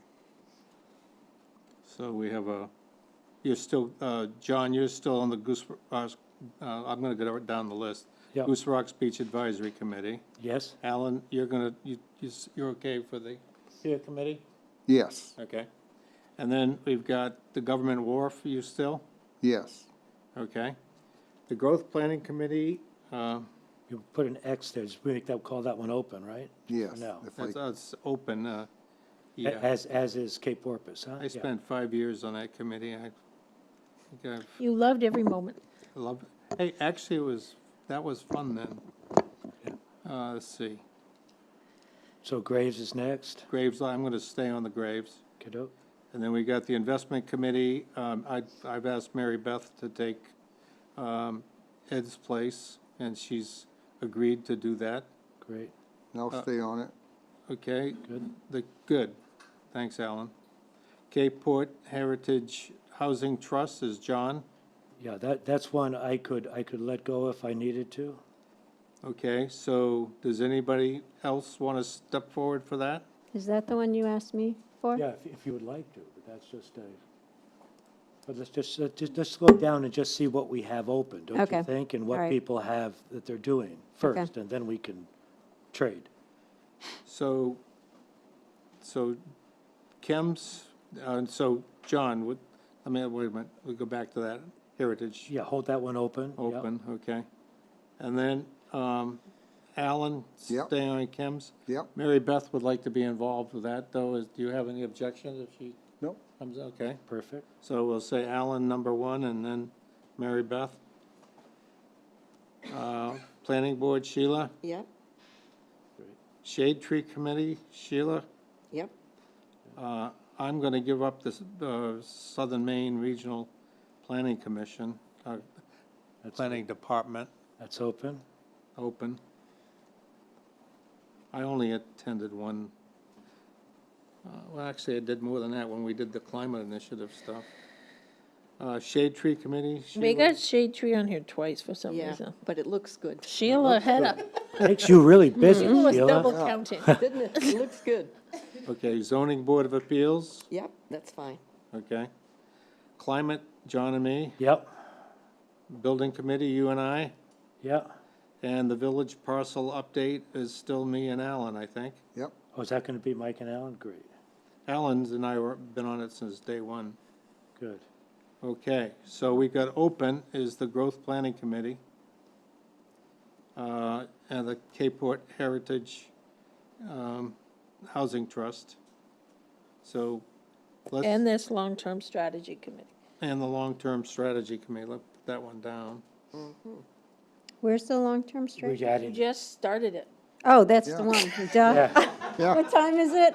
yeah, no, that's fair. Okay, it's gave us a officially long past talk my about it. bedtime, So- so we all Well, know. Mary Beth's That's- obviously on that one, just need a second one. That's TBD. All righty, Oh, yeah, well, no, Mary Beth is on it. Yeah, I'm on. yeah, And then, an opening. we need, okay, let's hold them open till the next meeting, and then think about the 3 that are open. Growth Planning Committee, Heritage Trust, and Southern Maine Regional Planning Committee. And Cape Porpoise Pier. No, Oh, you're doing that, you're Yes. doing that? Alan. Got it. Yeah. That's Alan. And long-term strategy. And long-term, long-term, We and need- long-term. we need a Long-term strategy second. is One Mike more. and you. Yeah. What? Well, tell you what, Who's on first? I didn't say I was on the long-term. Okay, I was I- mishearing. I want to be, but I'll do that with you. Okay. Yeah. I'm looking at. So, Mike, you don't want to Mike, be you've got a on lot. Maine Regional Planning, right? No, I'm not So gonna be that on one's that. open also. I've been trying to sell that to someone else. Tell you what, I'm gonna reclaim Housing Trust then, because that would certainly be my choice of what's Okay. open, if that's allowed. So you're gonna stay there? I'm gonna stay there, absolutely. Yep, okay. So it's no longer open. So we still have growth planning and that's Southern all Maine wrapped up. Regional Planning. Right. Yep, so keep it open, think about it for the next meeting, because we're not gonna solve it tonight. Okay, thank you, sir. All righty. Okay, Getting down there. yeah, I've got too many pieces of paper now, where'd I put them? 18. I know it's 18, I Oh, just gotta okay. find the list. Okay, appoint Carolyn Muse to the Lighting Committee with an expiration date of June 2026. So moved. Moved. Second, Second. all those in favor? Okay, appoint Charles Tremblay to the Zoning Board of Appeals with an expiration date of June 2026. So moved. So, second.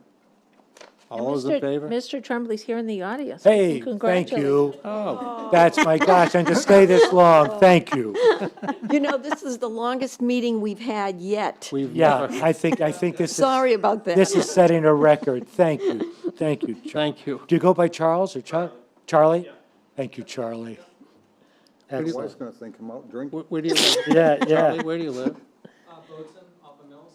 Oh, really? Yeah. Up there, yeah. How long have you been there? 2 years. Okay, super. I know, yep. Nice area. Nice place. Play golf with Pat Clancy. He's up on the top there. Yeah, he's up at the end, yeah. Okay, request by the PTA to waive the permit fee for Circus Smirkus. So moved. So, yeah, second. All those in favor? Wonderful. Done, 5-0. Okay, accept a $50 donation from That's an the one. anonymous donor to the nurse's general account. So moved. Yeah, Second. I'm against this. All those in favor? Unanimous? All right, 5-0. Okay, accept a $4,000 donation from the Tommy McNamara Foundation That's towards wonderful. They do Parks and that. So Recreation. moved. Second. All My those in son is favor? on that committee. I For just want summer everybody to Yes, know. I know that. I was gonna say that. Nice. but Thank you you. beat me, yeah.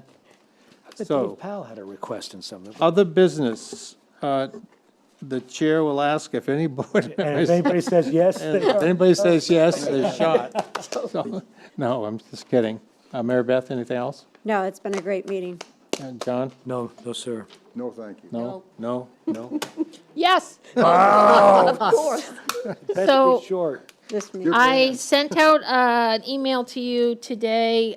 We Oh, yeah, I gotta. Oh, have right. joined with Kennebunk Wells and Kittery on applying for U.S. Department of Energy Efficiency and Conservation Block Grant. The program would be no cost share to Kennebunkport, but would, if we were successful, allow us to upfront the costs that normally would be covered through a rebate program for energy efficiency projects for homeowners and businesses. And then when those rebates are received, it would pay back that fund.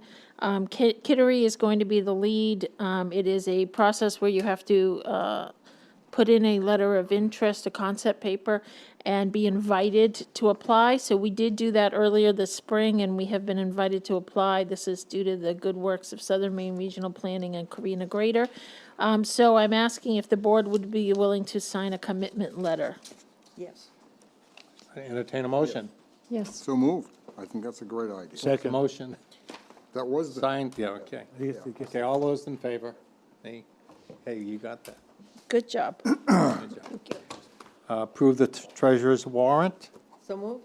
second. All those in favor? All right. Love those treasures. Move to adjourn. Move to adjourn. Second. Anybody? Don't you dare. All right, we're adjourned at 9:20. Thank you Thank for you, sticking in, everybody. guys. Gosh.